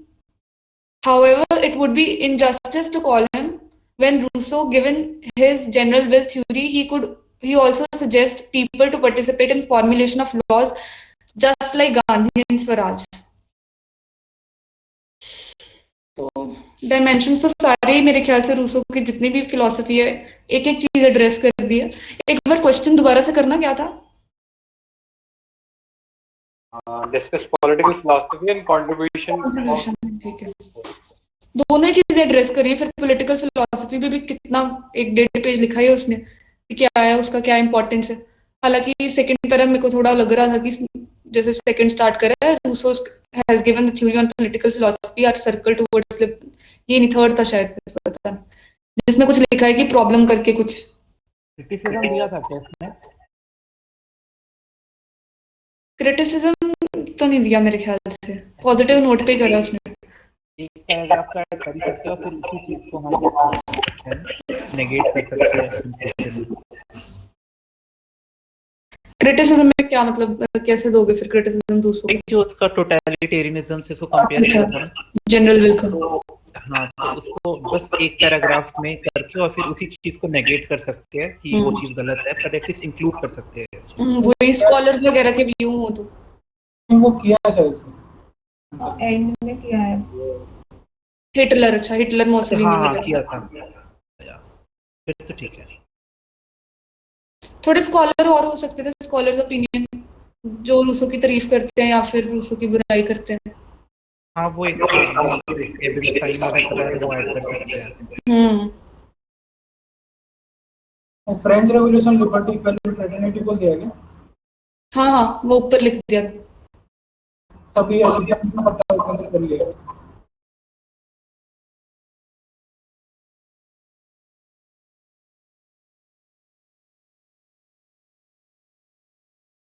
और किसी ने भी लिखा था कि इसका answer? Monika ने भी लिखा है।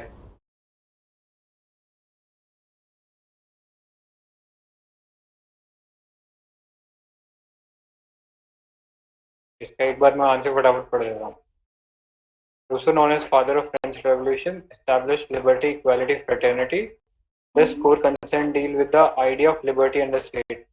Philosophers before Rousseau, like Hobbes, established absolute state. Their main concern was security, then liberty. Whereas libertarian like Locke established liberty with state as night watchman. Rousseau belongs to the tradition of social contract. The title of his book was Social Contract, where he defined state of nature as noble and peaceful because men lack reason. In men tell him to men tell him to differentiate between mine and thine. The state of nature represents the real will of men. With the end of state of nature, growth of rationality, men Rousseau tell men to come under contract. That is, consent of the governed by submitting their real will. The general will of men is more than the sum of real will. It defines the absolute authority of the state. State has the power to force men. Sorry. State has the power to free men by use of force. Rousseau is considered as philosopher full of paradoxes, as his concern was liberty under state, but his ideas are used to establish totalitarian state. A great contribution of Rousseau is the theory of popular sovereignty, and he is known as a champion of direct democracy. As for Rousseau, sovereignty is diffused throughout the body politic. The idea of Rousseau are incorporated in today's democracy like India, US, in form of constitution. The preamble of India starts with "We the people," determining the general will of people of India. पहला वाला address वो नहीं है ना? हाँ, मेरे को भी ये लगा पहला वाला पार्ट नहीं एड्रेस कर रखा, पॉलिटिकल फिलोसफी को, सीधा रूसो पे आ गए। अच्छा, ये किसने, ये रूसो ने बोला है कि आप इंग्लिश मैन सिर्फ 5 साल में एक बार ही ये होते हैं, मतलब फ्री होते हैं?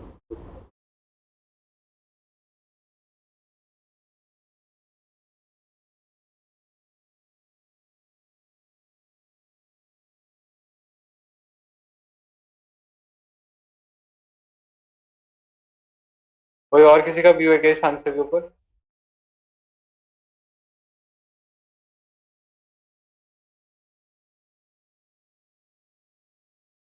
ठीक है।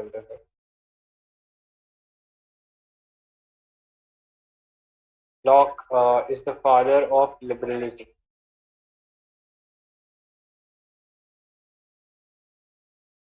विजय ने लिखा, आदित्य ने लिखा है, साक्षी ने लिखा है।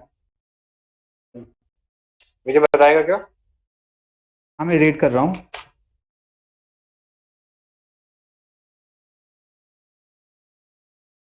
John Locke is the father of liberalism. ये एक्सप्लेन करना है। John Locke was the first political thinker who elaborated modern liberalism as a comprehensive system of thought. Means वो पहला ऐसा थिंकर था जिसने स्पेशली लिबरलिज्म को अच्छे से डिफाइन किया था और एक सिस्टम ऑफ थॉट के रूप में यूज होना शुरू हुआ। The term liberalism derived from the Latin word liber which means to liberate. तो ये जो वर्ड है इसका मतलब लिबर मीन्स होता है लिबरेट करना। So the basic idea behind liberalism is to liberate the individual.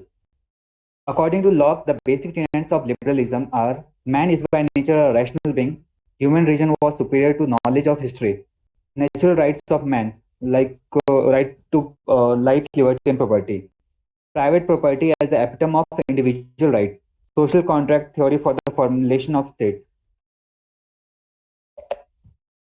John Locke was the first classical thinker who recognized right to property and also criticized divine right of king. तो जो इसने ये first ऐसा thinker था जिसने दो अलग अलग जो राइट टू प्रॉपर्टी के बारे में बोला कि होना चाहिए और दूसरा डिवाइन राइट ऑफ किंग जो फिल्मर जो दिया था उसको क्रिटिसाइज किया था। In his first treatise of civil government उसने दो बुक लिखी थी। तो फर्स्ट बुक का नाम था first treatise of civil government. He refuted Robert Filmer's theory. Hello, actually इधर वो लाइट कटे, कोई रीड कर दो यार। अच्छा, स्क्रीन पे मैं देखता हूँ।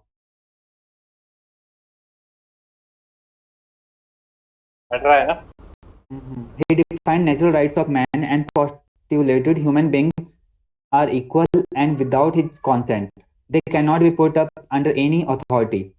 He regarded civil society as an artificial creation for the protection and maintenance of his natural rights.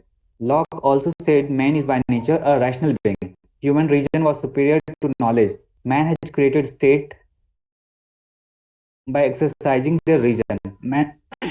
Man has created a state as night watchman to guard his natural rights.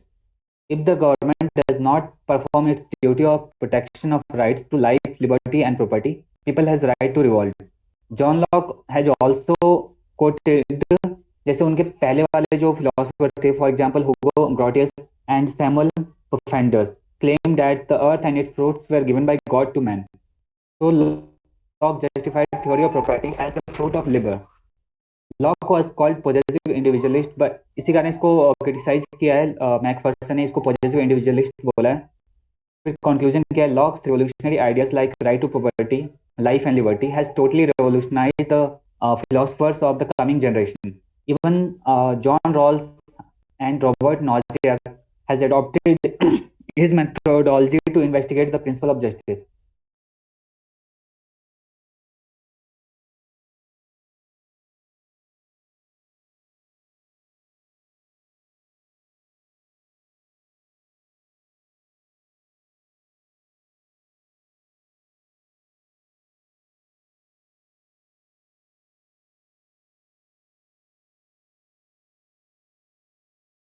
Aditya, आपने भी लिखा है ना इस पे? हाँ, सब कवर कर लिया है विजय ने। विजय ने तो स्कॉलर वगैरह भी डाले हैं। मैंने तो सरल भाषा में ही लिखा है, बट सब कवर हो चुका है। साक्षी ने भी लिखा है इसका आंसर?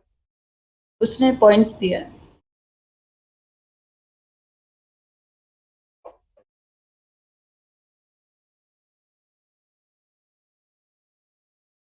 कोई और थिंकर याद है क्या किसी को, या और कोई वैल्यू एडिशन? विजय, आपने वो कंक्लूजन में लास्ट जस्टिस वगैरह पे क्या मतलब कैसे लिखा है वो? मैंने वही बताया कि वो जो लास्ट वाले मतलब जैसे इन्होंने जो थ्योरी दी है तो उनको लास्ट में जो थ्योरी ऑफ जस्टिस जो जॉन रॉल्स और जो नॉजियक है उन्होंने मीन्स इस मेथोडोलॉजी को यूज किया था प्रिंसिपल ऑफ जस्टिस देने में। जैसे रॉबर्ट रॉल्स तो अभी आए थे ना, तो इनके means right to property, life and liberty को लेकर के ही इन्होंने प्रिंसिपल ऑफ जस्टिस दिया है।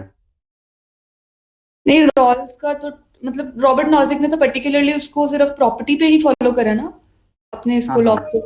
तो फिर Means जस्टिस का प्रिंसिपल ऑफ उनके थॉट जस्टिस को यूज किया है।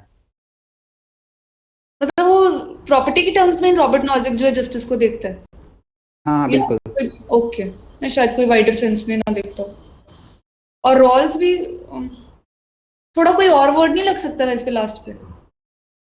एक्चुअली मैंने मीन्स जो वो वाला मैंने वो एक तो मिश्रा सर के नोट्स पढ़े थे और ये क्या कहते हैं ओपी गाबा में मैंने देखा था, तो उसमें यही मीन्स ज़्यादा एक्सप्लेन नहीं किया था इस वाले टर्म को। ओके, ठीक है फिर, थैंक यू। मिश्रा सर कौन है?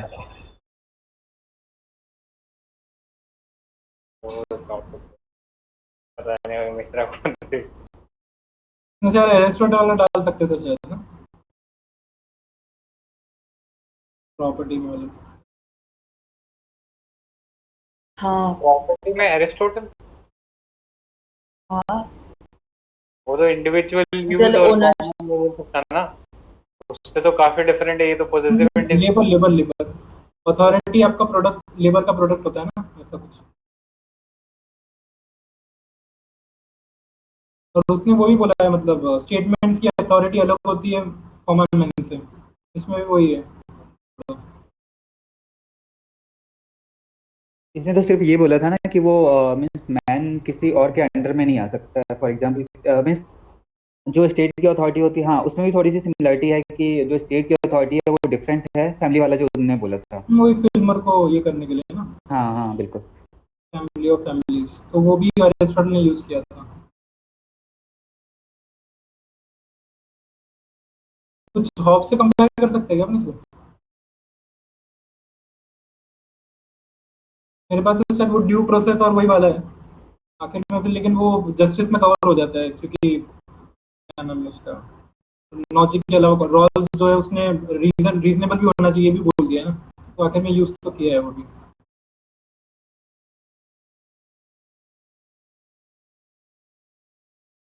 पॉजिटिव इंडिविजुअलिज्म कहीं मेंशन किया है क्या इसमें? शायद किया था लग रहा है। किया है बीच में इन्होंने। हाँ ये रहा। ये रहा, सही। ठीक है देन, कोई और पॉइंट किसी के पास इस पे?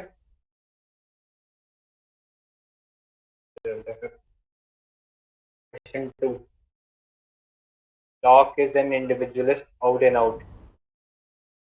शायद पुराने वाले क्वेश्चन में सोशल लिबरल से अपन उसको क्रिटिसाइज करवा सकते हैं वापस, सिर्फ एक ही डिमेंशन नहीं होता लिबर्टी का वगैरह। करेक्ट, हाँ सोशल लिबरल का सही कह रहा है, वो भी सही रहेगा। जो पिछला क्वेश्चन हमने डिस्कस करा है वो तो काफी इंक्लूसिव था लॉक में, तो कवर हो ही गए हैं वैसे सारे पॉइंट्स। स्ट्रक्चर में थोड़ा सा बता देती हूँ। John Locke, father of liberalism, 2 ट्रीटाइजेस जो सिविल गवर्नमेंट पे और सोशल कॉन्ट्रैक्ट ट्रेडिशन के लिए फेमस है। उसके बाद लॉक के जो आइडियाज है वो इंडिविजुअलिस्टिक माने जाते हैं क्योंकि उसने बेसिकली फोकस करा है नोशन ऑफ लिमिटेड स्टेट पे। फिर मैंने स्टार्टिंग में मतलब क्रोनोलॉजी वाइज स्टार्ट कर दिया कि स्टेट ऑफ नेचर में नेचुरल राइट्स हैं, ये उसका पहले बिलीफ सिस्टम है, तो ये एक इंडिविजुअल टेंडेंसी दिखाता है। सेकंड में फिर बात करिए वो एब्सोल्यूट राइट टू प्रॉपर्टी की, पोजेसिव इंडिविजुअलिज्म, वो सारा एक्सप्लेन हो चुका है कि कोई ऑब्लिगेशन नहीं है किसी को सोसाइटी को पे बैक करने की। फिर उसके बाद टू ट्रीटाइजेस ऑन सिविल गवर्नमेंट में जो उसने फिल्मर को क्रिटिसाइज करा कि फिल्मर का मेन टेंडेंसी क्या है एब्सोल्यूट अथॉरिटी टू स्टेट देने की, तो इससे उसकी क्रिटिसिज्म से पता लगता है कि he is individualistic by nature. फिर सेकंड में 2 कॉन्ट्रैक्ट हुए हैं जो मतलब सेकेंडरी टाइप है, उसमें 2 कॉन्ट्रैक्ट की बात करिए, पहले में सिविल सोसाइटी की करिए। तो फिर सिविल सोसाइटी का थोड़ा बता दिया कि सिविल सोसाइटी जो है जहां जहां पर वो होती है वहां पर राइट्स भी जो है वो सर्व होते हैं, तो अगेन सिविल सोसाइटी की इंपॉर्टेंस से भी उसकी इंडिविजुअलिस्टिक नेचर दिखती है। देन क्रिएशन ऑफ गवर्नमेंट की जो उसने क्रिएशन करी है उसके अकॉर्डिंग यही है कि no original power to government, only delegated power is given. ठीक है, वो कोई ऐसे सब्जेक्ट पे लॉ नहीं बना सकते जिसकी लोगों ने परमिशन नहीं दी। और एक्सप्लिसिट और टैसिट कंसेंट बहुत इंपॉर्टेंट है, तो ये इंडिविजुअल मतलब कैरेक्टरिस्टिक दिखा रहे हैं। उसके बाद कोई इंक्रोचमेंट होती है अगर, तो फिर right to revolt as discussed in previous question. फिर government is trust and people are trustee, okay. फिर उसके बाद गवर्नमेंट जो है वो कोई राइट टू लाइफ, लिबर्टी और प्रॉपर्टी के मतलब इंक्रोच हो ऐसा भी कोई लॉ नहीं बना सकती, अगेन इंडिविजुअल। और फिर उसके बाद लॉक जो है वो मैन की जो स्टार्टिंग में गुडनेस रीजन इसमें भी बिलीव करता था, और फिर ड्यू प्रोसेस ऑफ लॉ में इसमें मैंने लिंक करने की कोशिश करी, ऐसे डायरेक्ट नहीं आ रहा पर मैंने लिंक करने की कोशिश करी कि जैसे हॉब्स में करता है कि दूसरे वाले प्रोसीजर में ये ड्यू प्रोसेस ऑफ लॉ में बिलीव करता है, जो अगेन रीजन ड्रिवन है, तो हो सकता है अगेन बैकिंग वो सेपरेशन ऑफ पावर की। फिर एंड में यही कि वो ग्रेटेस्ट लिबरल है, और अगर लिबरल है तो ऑटोमेटिकली इंडिविजुअलिस्टिक टेंडेंसी तो होगी। फिर उसने और भी लोगों को इंस्पायर करा जैसे रूसो को, और यूएसए जो है वो नियरेस्ट स्टेट है लॉकियन आइडिया की अगर प्रेजेंट टाइम में देखो तो।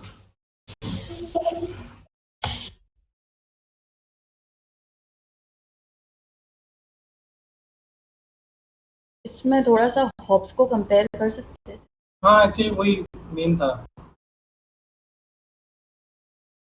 Right right. लास्ट में किया वैसे आपने बस वही कि वो वाला क्रिटिसिज्म। नहीं, मैंने सिर्फ इंडिविजुअलिज्म पे ही फोकस रखा है, वो कैसे मैंने कंपैरिजन नहीं दिखाया। मैंने उसका फिल्मर की बेइज्जती कर दी, बट वो हॉब्स के कंटेक्स्ट में आ सकता था। मतलब एक्चुअली वो हॉब्स के इसलिए बोला गया कि हॉब्स पहले इंडिविजुअल स्टार्ट हो के बाद में एब्सोल्यूटिस्ट हो गया, लेकिन अपना जो ये था लॉक वो हमेशा ही पहले से आज तक वो वैसा का वैसे ही रहा इंडिविजुअल, ऐसा कुछ था ऐसे हमें कुछ दो डिमेंशन कुछ पता था कि एक मैकेनिस्टिक व्यू को के लिए बोला जाता है, मतलब individual is prior to state करके, और सेकंड वाला में भी कुछ इंडिविजुअल वाले मतलब याद नहीं आ रहा है ऐसा वाला दिया है कि स्टेट मतलब individual is prior to state करके ऐसा कुछ ऑर्गेनिक व्यू के अलावा जो रहता है।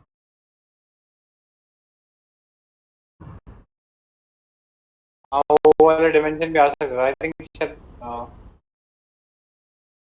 वो तो उसमें कवर हो गया ना, जो हम बात कर रहे हैं स्टेट की, कि उसने स्टेट को पावर कितनी दे रखी है, और सारे लोगों को कि वो स्टेट का मतलब डिलीगेटेड पावर है पहले ही उसके पास, और राइट टू रिवोल्ट भी है।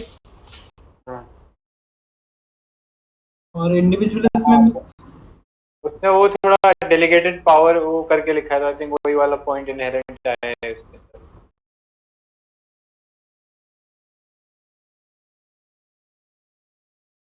मेजॉरिटेरियन व्यू मतलब वो वाला ले रहा है तो सारे इंडिविजुअल को सेम राइट नहीं दे रहा ना एक तरीके से, माइनॉरिटीज के वो टैसिट कंसेंट में आपने दिया है वैसे वो। हाँ मैंने वो लिखा है, लेकिन मैंने वो डायमेंशन ही लिखी जो आप बोल रहे हो कि हाँ एक मतलब एगैलिटेरियन पर्सपेक्टिव नहीं है, थोड़ा मेजॉरिटी को ज्यादा प्रेफरेंस है। यूएसए का मतलब इसमें वो था ना, 3 वैल्यूज थी जो इसकी सिमिलर थी, right to life, liberty and pursuit of happiness. Property हाँ परस्यूट ऑफ हैप्पीनेस है ना। किसके कॉन्टेक्स्ट में ये? यूएसए का प्रियम्बल है ना, उसमें वैल्यूज है जो लॉक के आइडियाज है ना। अच्छा ठीक है। तो वो डाले तो अच्छा और लगता है बाकी कहीं। रेलेवेंट बताने के लिए। हाँ ये तो मतलब मैंने ऐसे 10-15 मिनट में जो थोड़ा बहुत पढ़ के इधर से मैम के नोट्स ही चिपके हैं, कनेक्टिविटी तो कुछ कर ही नहीं है, हो सकता था। और कोई व्यू है क्या किसी का इस पे? क्वेश्चन नंबर 3 लिखा नहीं आएगा लोग। थर्ड पे भी नहीं लिखा है, फिफ्थ पे भी नहीं लिखा है। आज सब चिल कर रहे हैं। अरे वो इसीलिए नहीं आया, नहीं लिखा तो देखूंगा।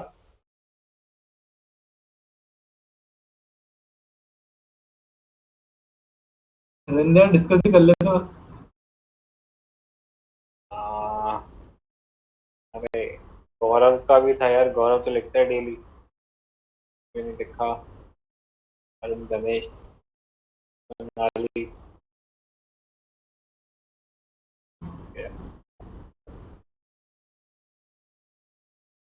क्वेश्चन नंबर पहले जो करा हुआ है उसको डिस्कस कर लेते हैं, फोर्थ करा हुआ है उसको डिस्कस कर लेते हैं। Even though both Hobbes and Locke started with human nature, but ended up on different conclusions. Comment in the light of social contract methodology. Navneet था ना? नवनीत भी नहीं है। मैं आंसर देख लेता हूँ। या पहले थोड़ा अपन ही डिस्कस कर ले, वैसे तो काफी सारे पॉइंट्स हमने डिस्कस कर ही लिए हैं, अक्सर एक बार डिस्कस कर लेते हैं कैसे करते हैं। ठीक है, इसके अंडरलाइन जो उसने करा है वो एक बार बस कीवर्ड्स देख लें।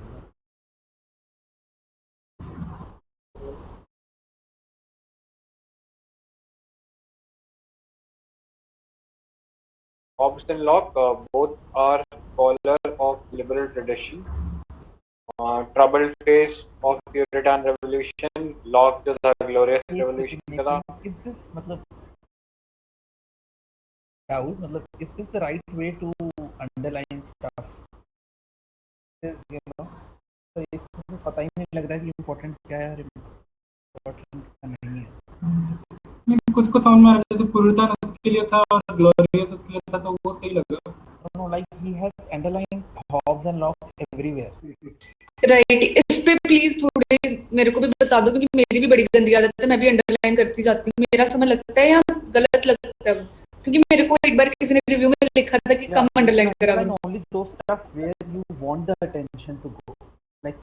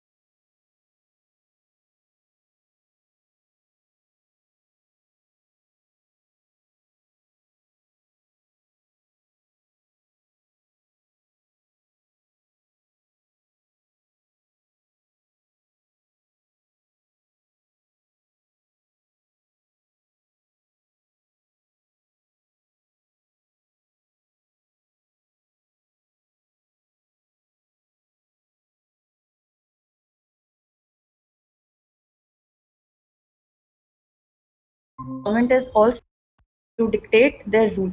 Now people freely enjoy their freedom. We see Hobbes' government turns authoritarian in later times, whereas Locke's government is under checks and balances. Locke gives the scope of revolution too.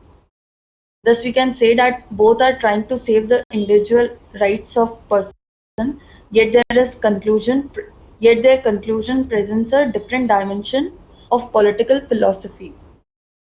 It is clear that they started uh, dash debate of sovereignty, secularism, rights, and liberty that is even as important as earlier.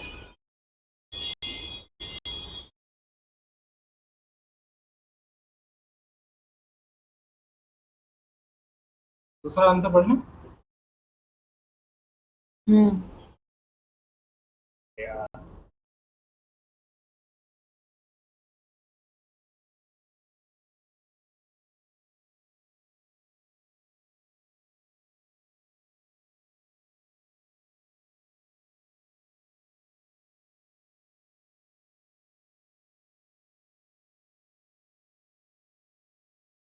Social contract is a hypothetical concept by which bourgeois scholars have tried to explain the origin of state. It implies state is a product of free will of men rather than divine origin. In modern time, it is suggested that state is neither natural nor divine, but rather a man-made institution. So, a mechanistic view. The state is a means and man is an end. Prior to the contract, man was living in a state of nature, where, according to Hobbes, life was short, nasty, and brutish, since human nature was power-seeking, and thus emerged dilemma of limited means and unlimited desire. For Hobbes, social contract was made subject, and sovereign state was its outcome. As per him, man is pleasure-seeking. In his state of nature, man was selfish and egoistic. Thus, might will be right in him in his state of nature. However, reason made men to come out of the state of nature, as it was a state of war of all against all, and enter into social contract, forming state and surrendering all right except right to life. But for Locke, who has witnessed the glorious revolution, takes a balanced view of human nature in comparison to Hobbes. For Hobbes, man has limited reason and is primarily guided by passion, whereas for Locke, reason and passion are present in more balanced form. He takes enlightened view of self-interest. The reason in men guides him not to harm the life and liberty, possession of others in his own interest. Thus, Locke's state of nature is state of peace, goodwill, and mutual assistance. Man was enjoying natural right, and reason is man-made. And reason in man made him to enter social contract to end all inconveniences of the state of nature. State of nature in Locke is thus social, unlike Hobbes, which is pre-social. State of nature in Locke is thus social, unlike Hobbes, which is pre-social. State thus formed by Locke enjoys only delegated powers, and not an original power lies with the people. ये pre social वाला point Shubhra ma'am के note में है क्या? नहीं यार, मैंने तो नहीं पढ़ा। मैंने तो नहीं पढ़ा, इसलिए मुझे भी नया लगा कुछ। हमारे पॉलिटिकल साइंस ग्रेजुएट थोड़ी रोशनी डालें।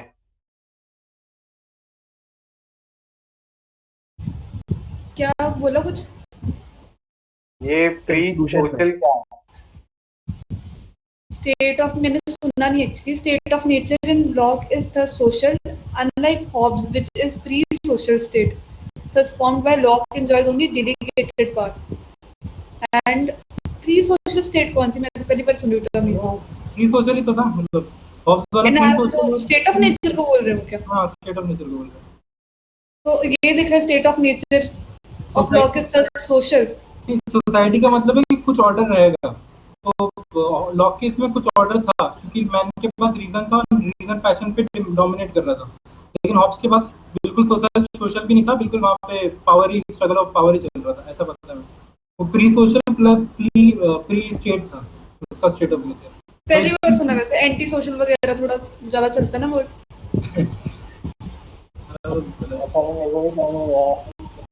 मतलब राइट्स थे उनके पास क्योंकि उनके पास रीजन था कि अगर not to disturb others in their life, liberty and property, तो इतना रीजन था उनके पास, तो इतना माना जाता था। वो म्यूचुअल अश्योरेंस था, बट वो म्यूचुअल अश्योरेंस की गारंटी नहीं थी। बाद में फिर पहले वाले कॉन्ट्रैक्ट से जो उसने ये बनाया कि अश्योरेंस हो जाएगा, सिविल सोसाइटी बन जाएगी, उसमें एक दूसरे लोग एक दूसरे के राइट्स को रिकॉग्नाइज करने लग गए। सेकेंड इसमें उसने गवर्नमेंट बना लिया, जिससे मतलब कॉमन अथॉरिटी हो जाएगी, वैसा था। अरे ये शायद नोट्स में शायद देखा मैंने, प्री सोशल प्री पॉलिटिकल करके दो टर्म्स से आते हैं कि मतलब एक सोसाइटी बन रही है और एक पॉलिटी मतलब स्टेट बन रहा है ना। तो हॉब्स के में शायद सोसाइटी पहले मतलब थी नहीं एज सच आई गेस। तो जैसे लॉक के में पहले म्यूचुअल एक वो था ना असिस्टेंस लोगों में, तो सॉर्ट ऑफ प्री सोशल था शायद। और हाँ कुछ ऐसा सोसाइटी मतलब ऑर्डर होता है, लॉक केस में थोड़ा सा ऑर्डर था, बस ये, वो प्री सोशल नहीं था। ये वाला थोड़ा करप्ट लग रहा है। ये नेस्टी ब्रूटस किस में था? हॉब्स में। हाँ तो फिर ये सही है, मतलब वहाँ पे रैशनैलिटी नहीं थी ना, ऑर्डर नहीं था फिर। हाँ वो तो अब ठीक लग रहा है, फिर विशाली और पलाश सेम ही बोल रहे हैं। मुझे एक्चुअली सेकंड जो आंसर है उसका कंटेंट सही लग रहा है, लेकिन पहले वाले ने जिस तरह से मतलब एक के बाद हॉब लेके फिर लॉक किया, फिर हॉब लेके लॉक किया, वो ज्यादा अच्छा लग रहा है। मतलब उसका स्ट्रक्चर अच्छा है, इसका कंटेंट अच्छा है। हाँ, मुझे भी यही पूछना था कि मतलब ये दोनों आंसर अपने देखे ना, तो एक जो वाला जो पॉइंटर वाइज था ना, कि मतलब थोड़ा और सिंप्लीफाइड तरीके से कि पॉइंट पॉइंट वाइज लिया, जैसे उसमें केवल राइट्स का आई थिंक एक पॉइंट कवर नहीं था, कि एक में राइट टू लाइफ की बात की और एक में ब्रॉडर पर्सपेक्टिव में बात करी है शायद इनने। तो इसमें जैसे पॉइंट वाइज है ना। नहीं बोल लो। नहीं वही पूछ रही थी, मतलब कि ये थोड़ा सिंप्लीफाइड फॉर्म है या ऐसे ये बेटर रहेगा कि मतलब एक को कंसिडर किया है पूरा, फिर दूसरे को ले आया है, फिर कंक्लूड किया है। एक्चुअली मेरे को मतलब मेरे ओपिनियन के हिसाब से मुझे एक्चुअली कंपेयर करने में इजी पड़ रहा था, एक एक पॉइंट के ऊपर दोनों को कंपेयर किया, इसलिए दूसरों को शायद दूसरा अच्छा भी लग सकता है, ऐसा कुछ नहीं है। नहीं, एक पॉइंट लेके दोनों को कंपेयर करने में थोड़ा आसानी तो रहता है। वो एग्जाम में समझने वाले को भी थोड़ा आई थिंक उस पर्सपेक्टिव से बेटर अंडरस्टैंडिंग हो जाएगा।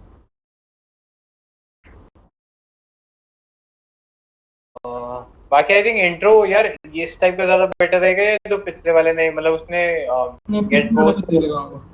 मतलब हॉब्स और लॉक को ये बता सकते हैं कि वो सोशल कॉन्ट्रैक्ट के ट्रेडिशन से आए हो, मतलब और दोनों ही बुर्जुआ क्लास के वगैरह वगैरह से कर सकते हैं। फिर हॉब्स के बारे में बता सकते हैं नेचर के बारे में, ह्यूमन नेचर का कैसा है।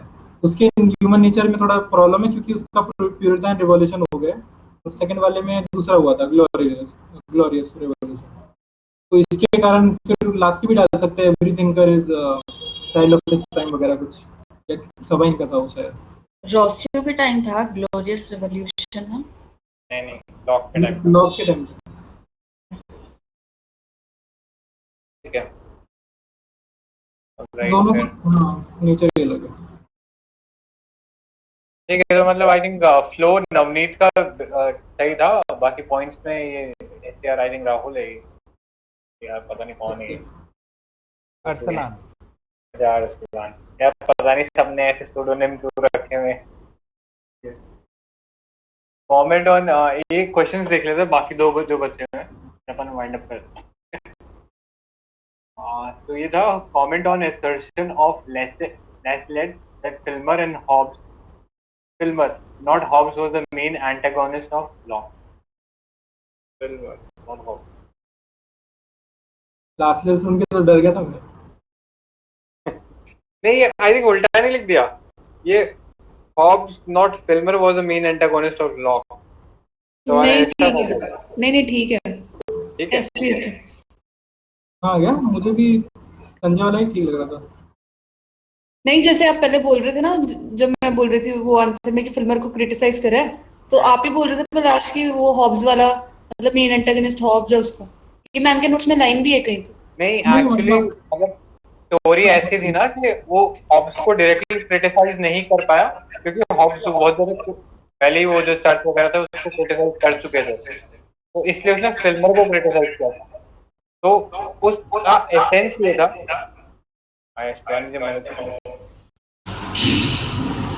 शिवानी का मिलके 5 क्वेश्चन ही टेस्ट किए, 8 क्वेश्चन डिस्कस।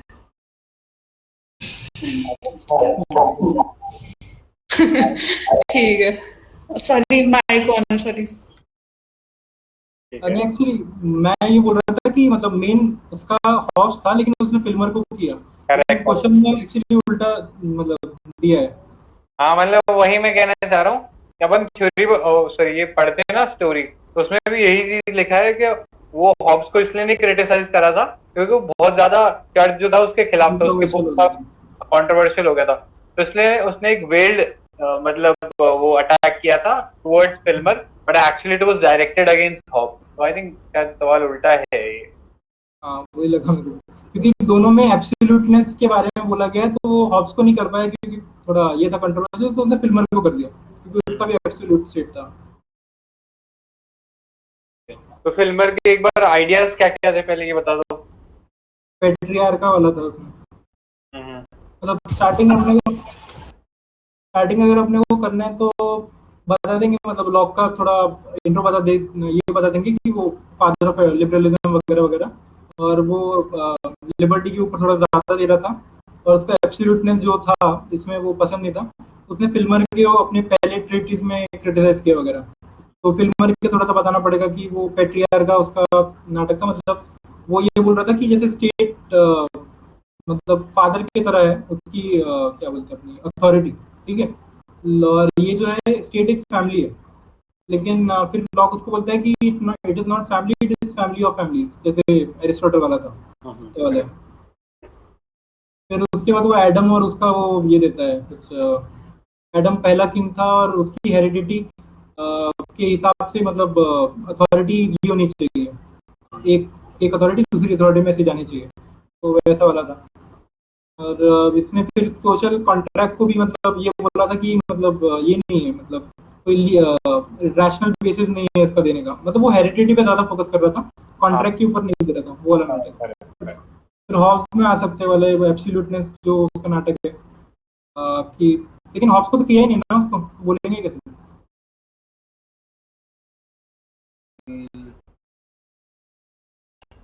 आई थिंक वो एब्सोल्यूट वाले पॉइंट से हमें आई थिंक उसको उठाकर फिर क्रिटिसाइज करना पड़ेगा। हाँ सर, लॉक ने किया तो है उसको भी। हाँ, वो स्टेट ऑफ मतलब फिर अपन वो दिखा देंगे ना सारा स्टेट ऑफ नेचर क्या था उसके अकॉर्डिंग। लॉक के अकॉर्डिंग डिफरेंट था, हॉब्स के अकॉर्डिंग डिफरेंट था।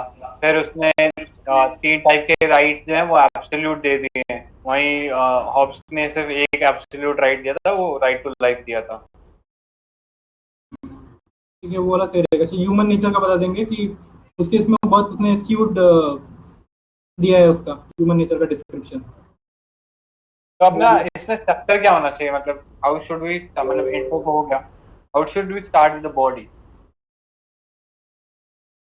फिल्मर से करना ठीक रहेगा सर ना?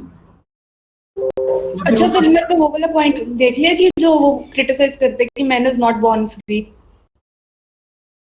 पेट्रियार्क का हाँ, पेट्रियार्का में उसने मतलब वो भी बोला ना कि जो ह्यूमन है वो अपनी सोसाइटी खुद मतलब चूज नहीं करता, उसको उसी सोसाइटी में आना पड़ता है, तो वो फ्री भी नहीं है। जैसे वो बोलता है लाइफ लिबर्टी प्रॉपर्टी वगैरह कि मैंने बॉर्न फ्री वगैरह वाला नोशन उस पर भी करा उसने। ये तो पॉइंट नहीं लिखा होगा मैंने। पता नहीं, वो शायद हेरिडिटी के ऊपर ही है, क्योंकि उसके फोर फादर्स भी उसी सोसाइटी में थे शायद, तो वो भी हेरिडिटी के कारण उसी सोसाइटी में पैदा हुआ, उसने चूज नहीं किया शायद, ये है। मेरे पास भी हाँ इसके बारे में इन्फॉर्मेशन नहीं है। हाँ, मतलब वो कॉन्ट्रैक्ट को क्रिटिसाइज करता है कि विल ऑफ मैन नहीं होना चाहिए, ये सारा जो होना चाहिए ना कि कैसे एक्सेप्ट करे, वो सब हेरिडिटी पे होना चाहिए, जैसे राइट टू प्रॉपर्टी भी हेरिडिटी पे लिखा है वो, अदर देन कॉन्ट्रैक्ट। गॉड वाले पे पॉइंट में भी ये क्रिटिसाइज करता है ना, मतलब गॉड नेचर से नहीं दिया, हमने क्रिएट किया, मैकेनिस्टिक व्यू वाले दिया वापस उसने। और कुछ है, एडम वाला भी हो गया। एडम वाला भी हो गया, ठीक है। अब अपन पॉइंट्स इसके मेंशन कर दें, मतलब फिल्मर का एक इंट्रो देना अपने को बॉडी में, फिर अपन क्या करें, लॉक का क्रिटिसिज्म दे दें उसको। तो हॉब्स को भी देना पड़ेगा ना। इंट्रो लॉक का नहीं आना चाहिए। हाँ, मतलब इंट्रो में लॉक ही आएगा, फादर ऑफ लिबरलिज्म वगैरह। He was concerned about the absolute state recognition and wanted to increase the liberty of people वगैरह ऐसा कुछ। That's why he wanted to criticize Filmer and Hobbes वगैरह, क्योंकि उन लोगों ने absolute nature of state की बात की वगैरह। But he wasn't able to criticize Hobbes because his work Leviathan got into something मतलब controversy with the church. controversial वगैरह हो गया था, तो it was, he thought that it was better to criticize Filmer, ठीक है ऐसा कुछ। करेक्ट करेक्ट, सही है। हाँ यही था। इस लाइन में आई थिंक सही रहेगा बॉडी। कंक्लूजन में फिल्मर से ही करना।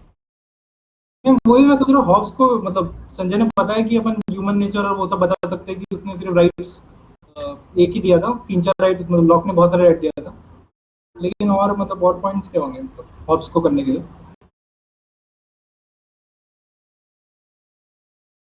हॉब्स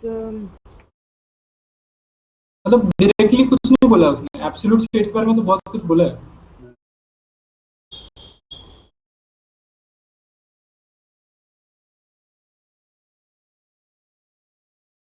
इन तीन ही डिमेंशन मेरे को तो समझ में आते हैं इन दोनों की अगर देखें तो।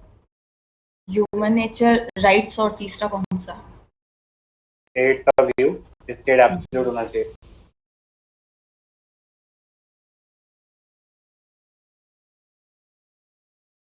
और कोई डायमेंशन है थोड़ी इनके बीच? Law questions like what is the proof that one is Adam's descent and Adam has to transfer his powers and property to him. There is no second proof, right? That that is for the comes in criticism of Filmer. वो भी है कि hair भी नहीं पता कि कौन होगा, इतने सारे किंग में से जेन्युइन है कौन सा है ये भी नहीं पता था उसको।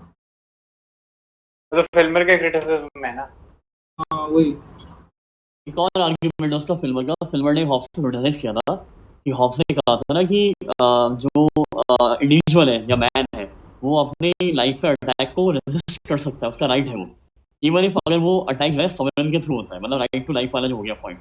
लेकिन फिल्मर यहाँ पे कहता है कि यहाँ पे जो है जो ये पॉइंट है हॉब्स का, ये डिस्ट्रक्टिव है हर गवर्नमेंट के लिए, चाहे वो लिवायथन क्यों ना हो, कि इंडिविजुअल को आप जो है राइट टू रेजिस्टेंस का वो दे रहे हो, रेजिस्टेंस की राइट दे रहे हो आप। नहीं बट वो एक सिलेक्टेड केस में देता ना कि अगर आर्बिट्रेरी फैशन में ले रहा है तो वहां पे रेजिस्ट कर सकता है। हाँ लेकिन उसने एक पॉइंट की तरह यूज कर फिल्मर ने इसको, उसने लिवायथन या किसी भी गवर्नमेंट के लिए डिस्ट्रक्टिव है कि अगर किसी भी इंडिविजुअल के पास जो है राइट टू लाइफ या राइट, मतलब राइट टू लाइफ नहीं बोलेंगे, राइट टू रेजिस्ट, वो जिस पॉइंट ऑफ व्यू से बात कर रहा है वो हॉब्स को क्रिटिसाइज करने के लिए।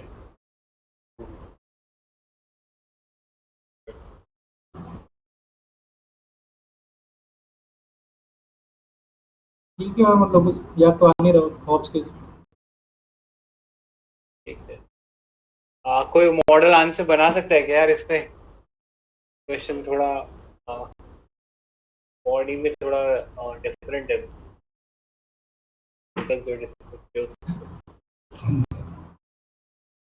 कमेंट सेक्शन में नाम आ गया है कि कौन मॉडल आंसर बनाएगा। हमने चूज कर लिया है कमेंट पे। ओके ऑलराइट, तो फिर आई थिंक नेक्स्ट पेज देख लेते हैं फटाफट लास्ट वाले को। Elaborate John Locke's view with special reference to right to property. और दूसरा है the great and the chief aim of men uniting into a commonwealth and putting themselves under government is preservation of property. I think first वाले को discuss कर लेते हैं फटाफट। I think intro तो जेनरिक हो ही जाएगा इसके अंदर, फिर बॉडी कैसे स्टार्ट करोगे आप?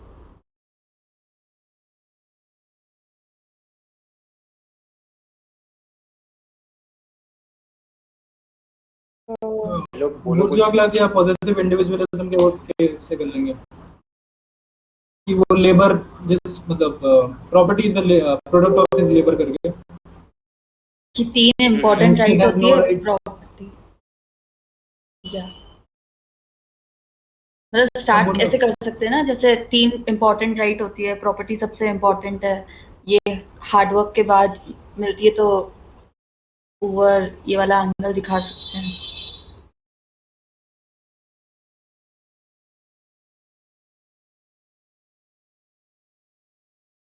मतलब वही absolute right over his labour. I think इसके अंदर ये भी था कि स्लेव का भी जो लेबर है और आई थिंक हॉर्स का, इनका भी उसने ना उसके अंदर इंक्लूड कर रखा है, मतलब जो लेबर होता है मास्टर का। पता है क्या किसी को? हाँ वही सिमिलर ही जैसे एरिस्टोटल का था वैसे ही इसका भी। Correct correct correct. तो आई थिंक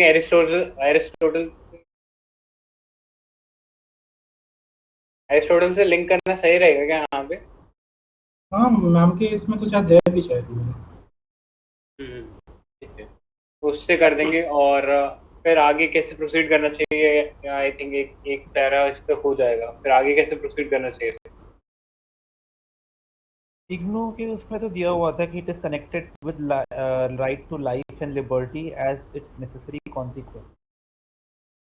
एक मेन पॉइंट पता है मेरे को कि राइट टू प्रॉपर्टी उसका एक पर्सनालिटी का एक आगे का पार्ट होता है, तो अगर उसको अगर स्टेट अगर ये करता है वायलेट करता है तो उसके लाइफ और लिबर्टी पे भी वायलेशन है, एक तरह का माना जाएगा, ऐसा बोला उसने। राइट टू प्रॉपर्टी के इंट्रीगल में राइट टू लाइफ और कौन सा राइट था? लिबर्टी। लिबर्टी, हाँ, तो वो प्रॉपर्टी के अंदर ही आता है, ऐसा बोला था। हमने आई थिंक नॉजिक में भी सेम व्यू पढ़ा ना, उसने वो एंटाइटलमेंट थ्योरी की बात करी है, तो उसमें भी वो बोलता है कि अगर स्टेट एनक्रोच करता है तो वो एक तरीके से it is violating the principle of non mutual non aggression, वो एनक्रोच कर रहा है उसके डोमेन के अंदर, तो वो उस चीज में डाल सकते हैं। बाकी क्वेश्चन जो है ना वो एक elaborate John Locke's view with special reference to right to property. तो आई थिंक शुरू में तो हम जेनरिक जो करते हैं और भी डाल सकते हैं, मतलब हाँ जेनरिक डिस्कशन कर लेंगे शुरू के, मतलब 1.5 पेज, और लास्ट के पेज के ऊपर फिर हम इस पे स्पेशल इस पे डाल देंगे एम्फेसिस। आई थिंक जो पैरास डिस्कस किए हैं और फिर उसको एरिस्टोटल और आई थिंक नॉजिक वगैरह से रिलेट कर सकते हैं आप, क्योंकि उनके व्यूज काफी सिमिलर हैं। नॉजिक के तो I think perfectly similar views ही हैं इससे, तो आई थिंक उससे रिलेट कर देंगे तो एक एडेड डिमेंशन हो जाएगा न्यू लिबरल स्कॉलर। मार्क्स को डाल सकते हैं। मार्क्स क्रिटिसिज्म में आएगा ना मार्क्स को। There is no right to spoil or destroy the property. It should be used for fair means to enjoy. That's it. And he was against monopoly. Correct. मतलब इसने ये भी दिया था कि किसी को प्रॉपर्टी डिस्ट्रॉय करने का राइट नहीं है, तो उसमें हम यूएसए का एग्जांपल ले सकते हैं कि कैसे जब ऑयल वेल्स को वो डिस्ट्रॉय कर रहा था इराक, तो how it use as a excuse to invade Iraq, वो एक एग्जांपल हो सकता है। और शायद रिवोल्ट भी कर सकते बोला इसने, अगर प्रॉपर्टी पे Article 2 of US Constitution also possess weapons on the basis of law only, like right to revolt when they are under the foreign control or when the government is not satisfying their needs.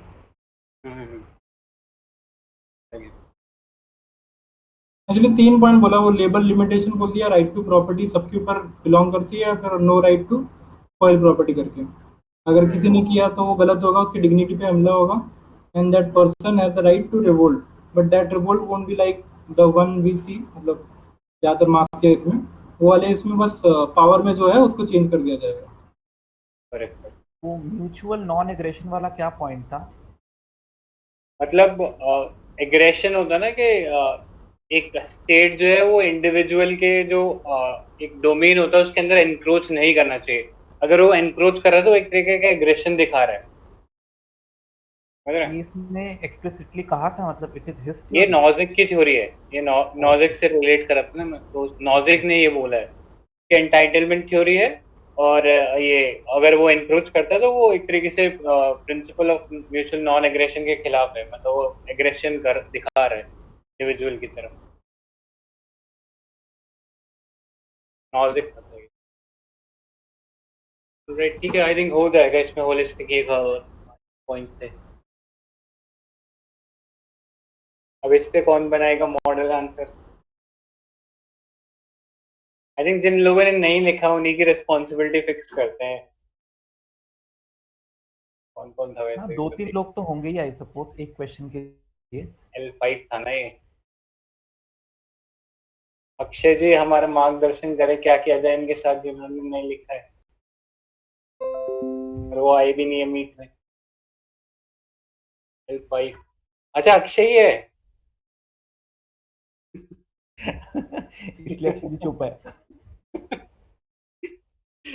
अरे L5 और कौन था? रजनीकांत।